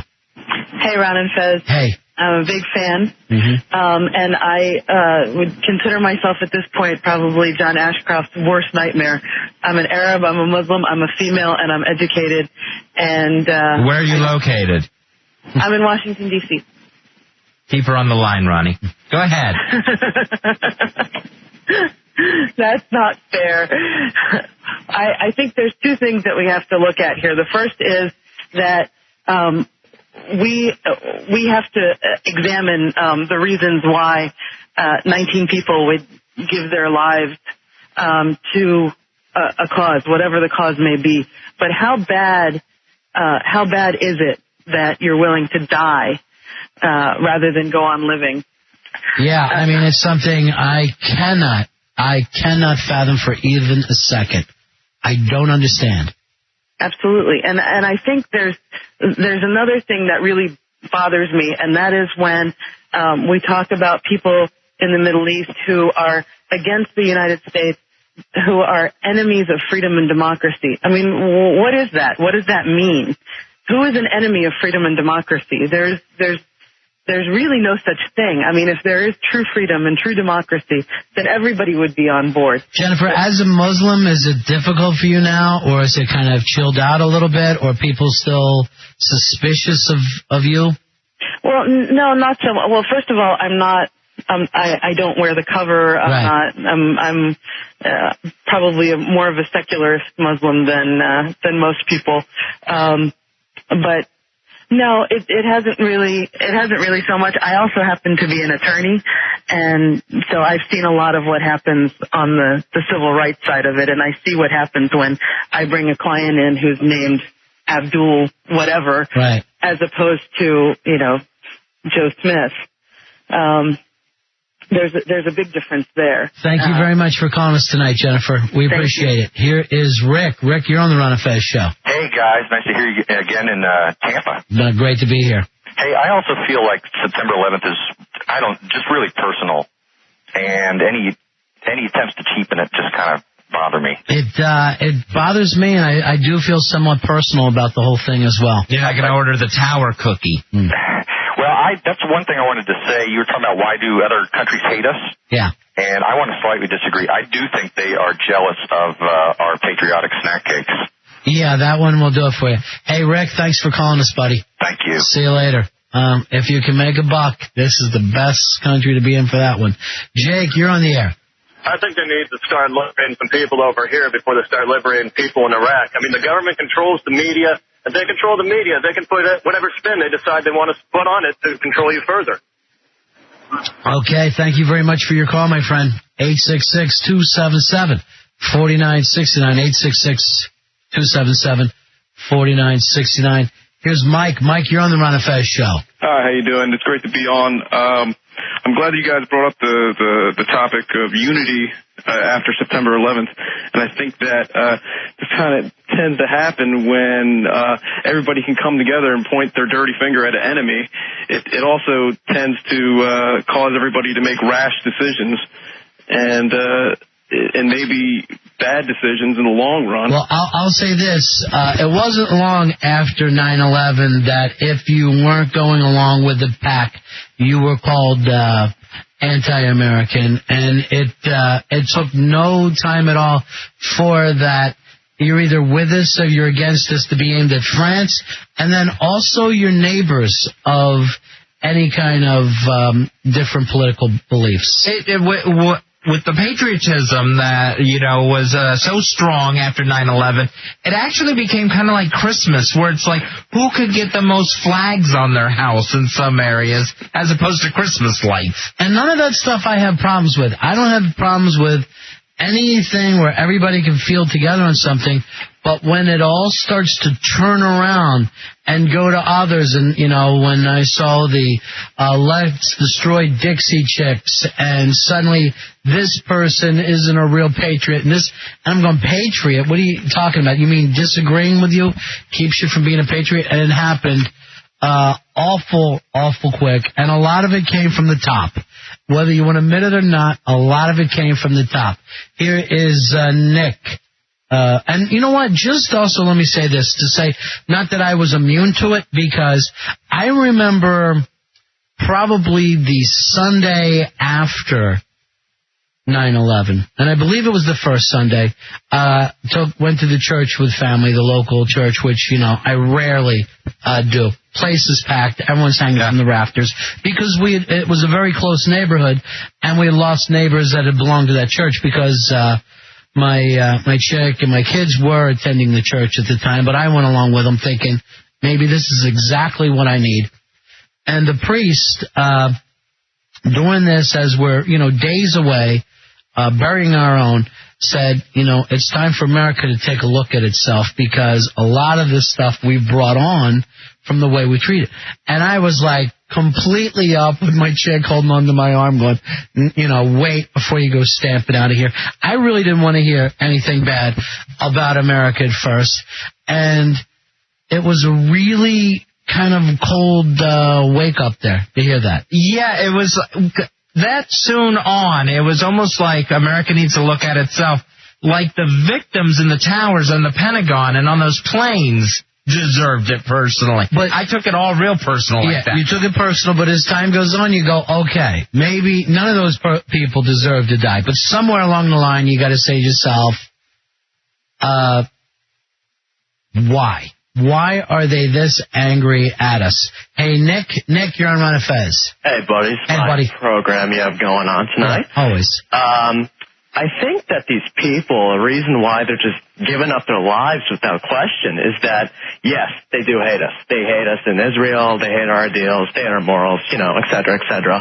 But also, these people, no offense, are kind of ignorant, haven't seen a lot of the world, and these extremists are telling them that their God, their supreme being, wants them to kill infidels. It's a hard thing to turn down when God tells you to do something. Yeah, and sadly, they'll do it without question and without hesitation. And that's a scary thing about terrorism, is that anybody could be one. It's why you can't... And it's also a scary thing about religion. It really is a frightening thing, and I don't care if you're a Jew or a Christian or a Muslim. But when your faith, that we like, I have strong faith, as if that's some kind of compliment, your faith can become so strong.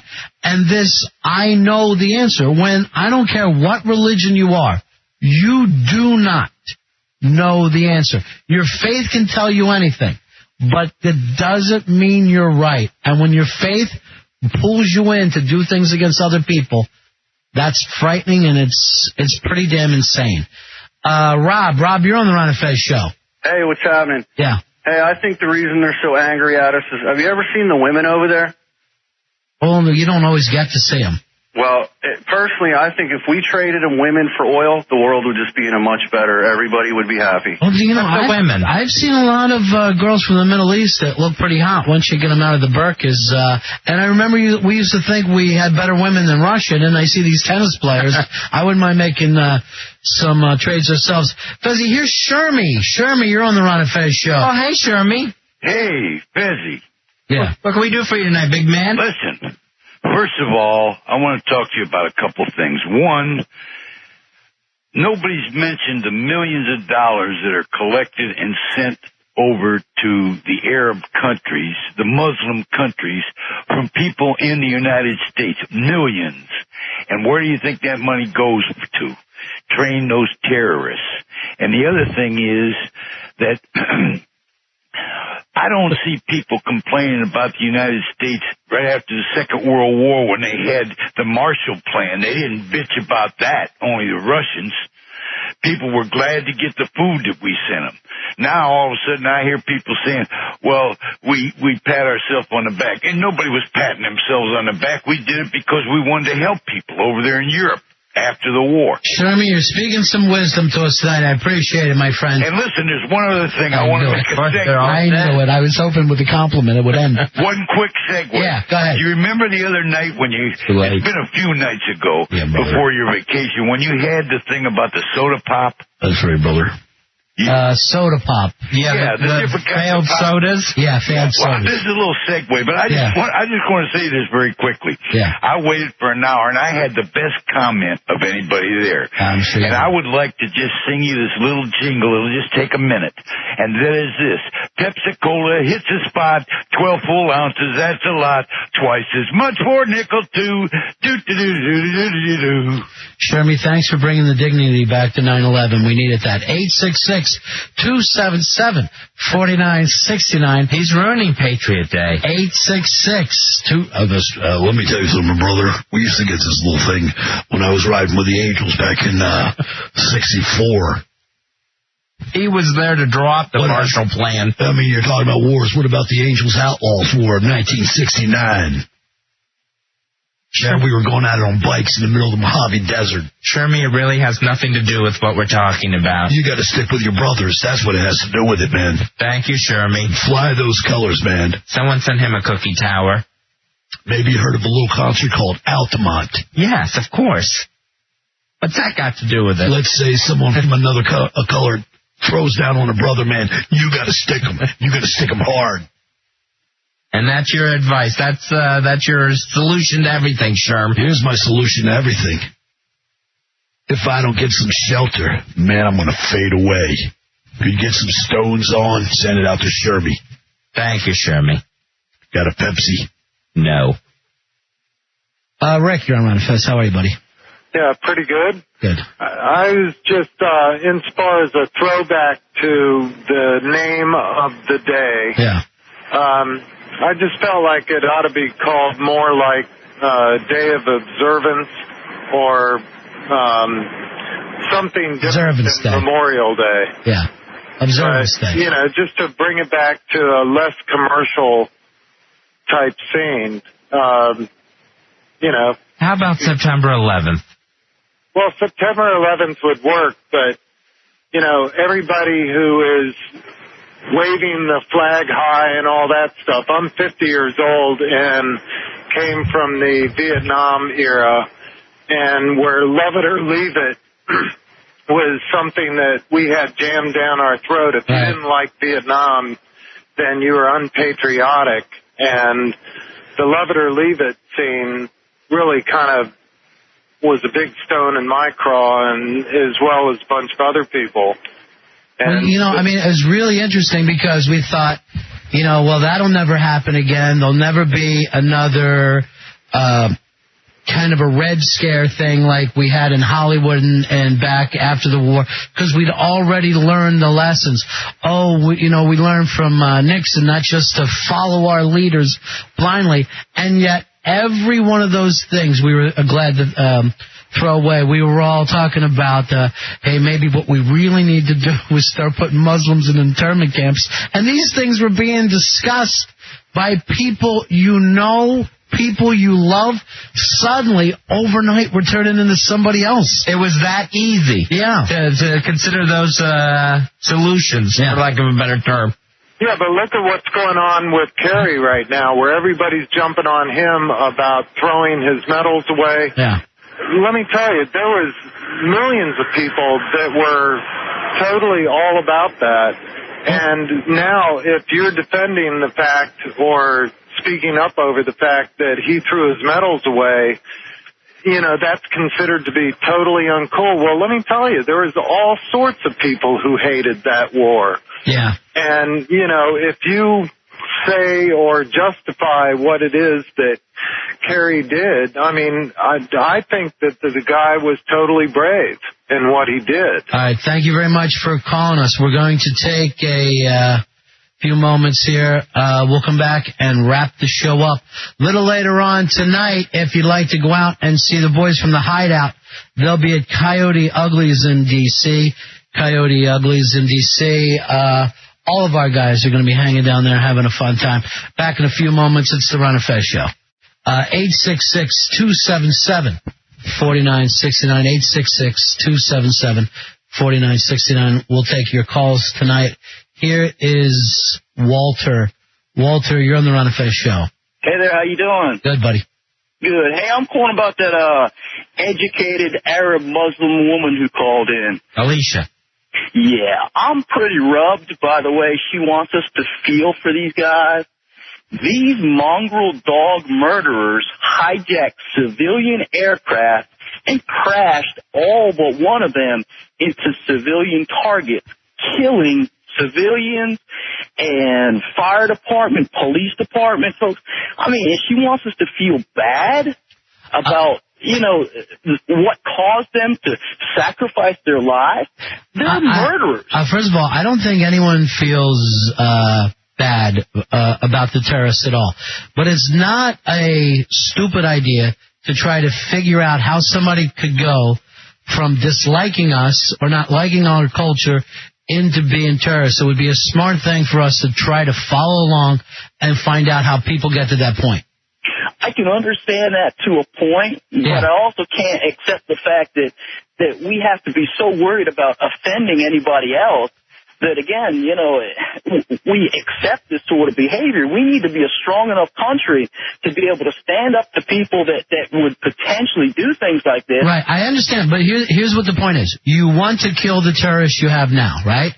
And at the same time, you do not want to grow new terrorists. Exactly. So how are you going to do it? You're not going to do that by killing people all the time, right? You have to kill the terrorists you have now, and then you have to make sure there's not new terrorists. I can agree with that, and where international politics should be improved, should be enhanced, right? That sort of thing. Yeah, that's. But again, you can't sympathize for the fact that, again, they're willing to give their lives for things. And I refuse to feel... No, I don't think you sympathize. I think that you're alarmed that anybody would be willing to blow themselves up for any cause. And then you got to figure out what's the cause there. That's what smart people would do. That's one of the things that a smart person would work on. Ron, you're on the Ron and Fez show. Hey, how you doing, Ron Fez? Cool, buddy.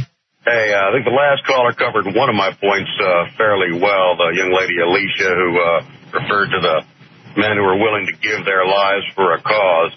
I think the reason's plain and simple. They're the enemy. That's all there is to it. My big issue here is I've had an hour or so listening to all these people calling about the Bush administration. Mm-hmm.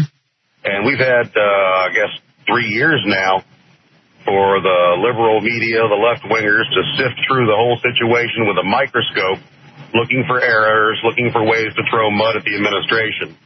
We have a catastrophe. We have a man who has to make decisions on the spot with what he has on hand. And then at their leisure, they're going to come back and build conspiracy theories and try to paint him out to be some sort of a evil individual manipulating the media and taking advantage of the situation. I think what's being taken advantage of here is the liberal media and the left-wingers. Who's the liberal media? I'm always curious about that. I'm sorry? I'm always curious, who's the liberal media?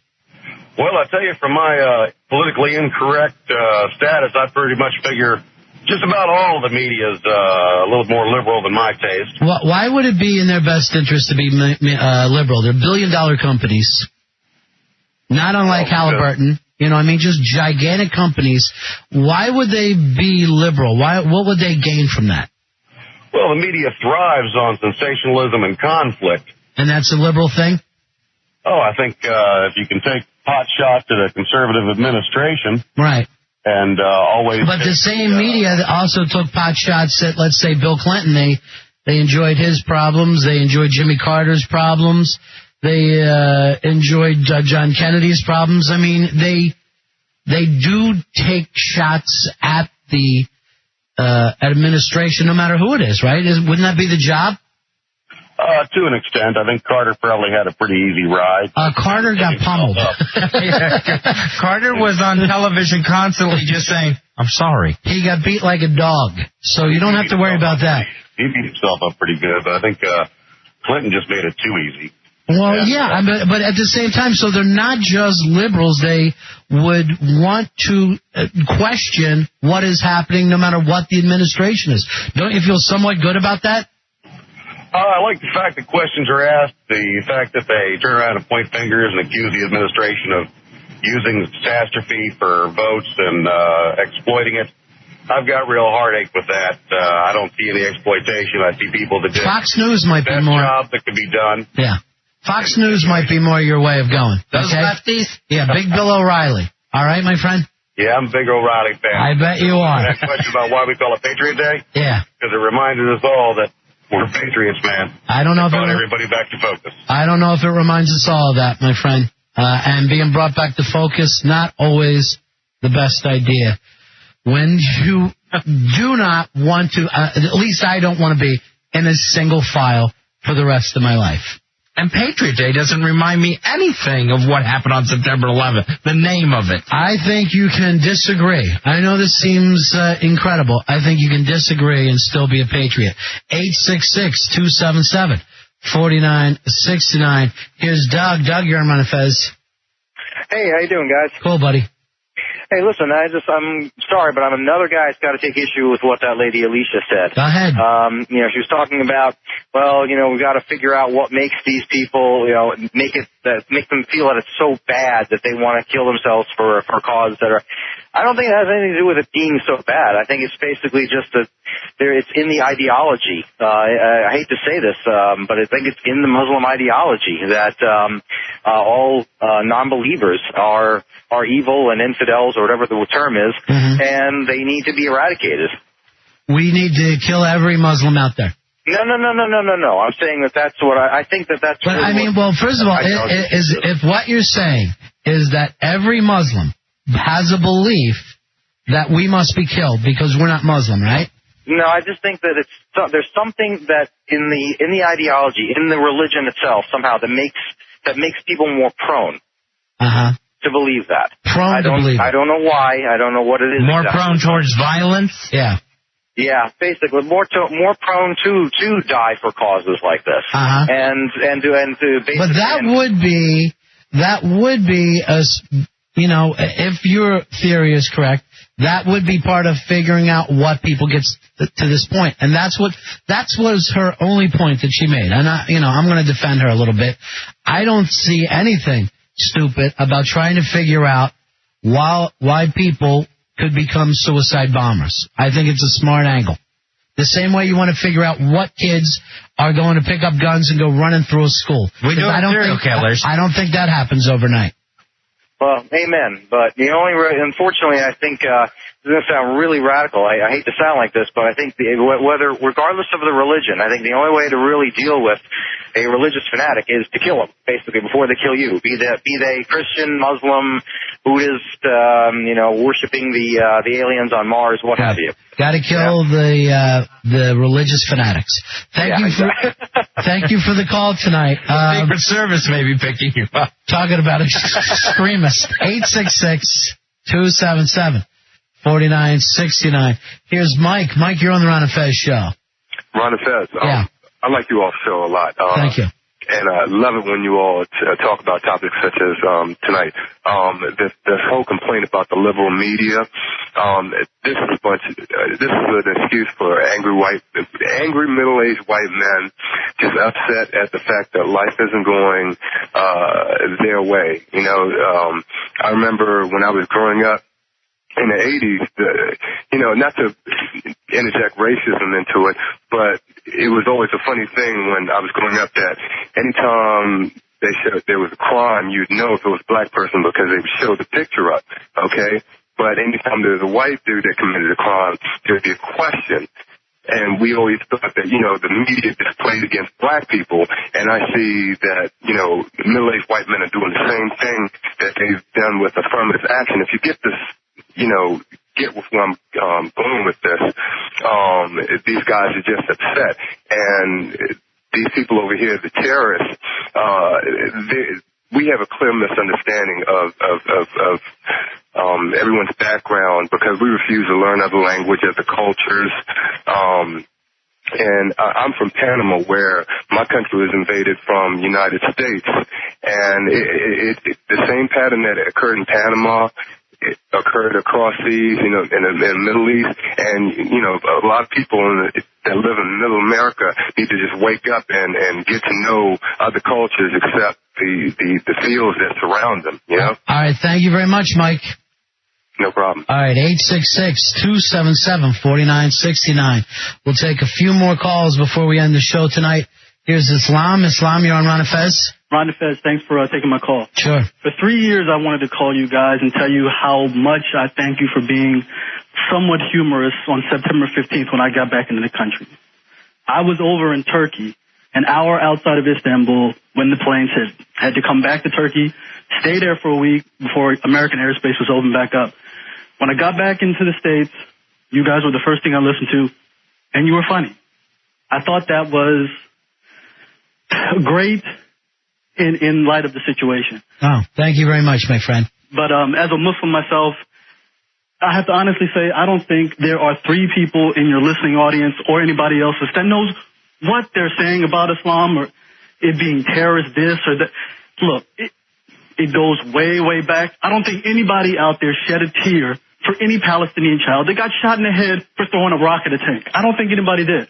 I got to agree with you there. And I felt real bad coming back to this country after finding out in Turkey, a Muslim country, that Muslims had done that. It hurt me and it hurt everybody affiliated with the faith. But you can't, that's ridiculous if you're going to pin it all on each and everybody who claims Islam. Because I have to tell you honestly, I kind of expected white middle America to get into an uproar about, see, Jimmy Swaggart, Pat Robertson, they were all right. They're nothing but, barbarians and cut off people's heads and cloud their women up behind burqas. It's what I expected when I got back to the States. Thank you very much, my friend. No problem. All right, here is Todd.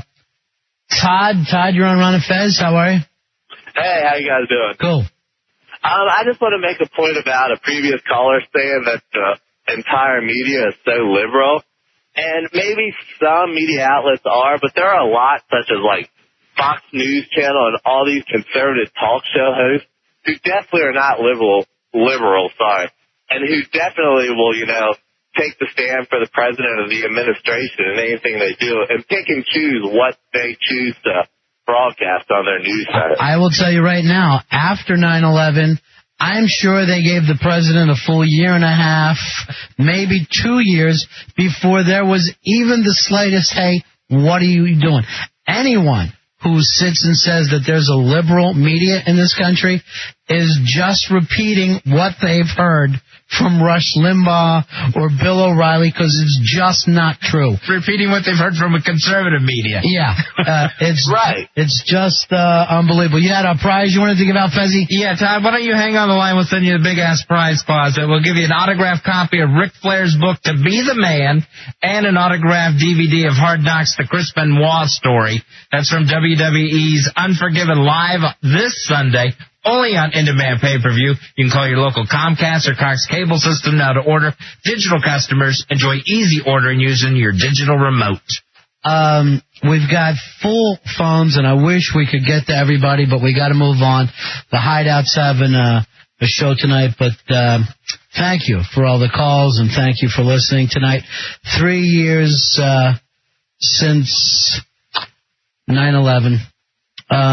This is a song that means a lot to Fezzi and I. And we'll see you guys real soon.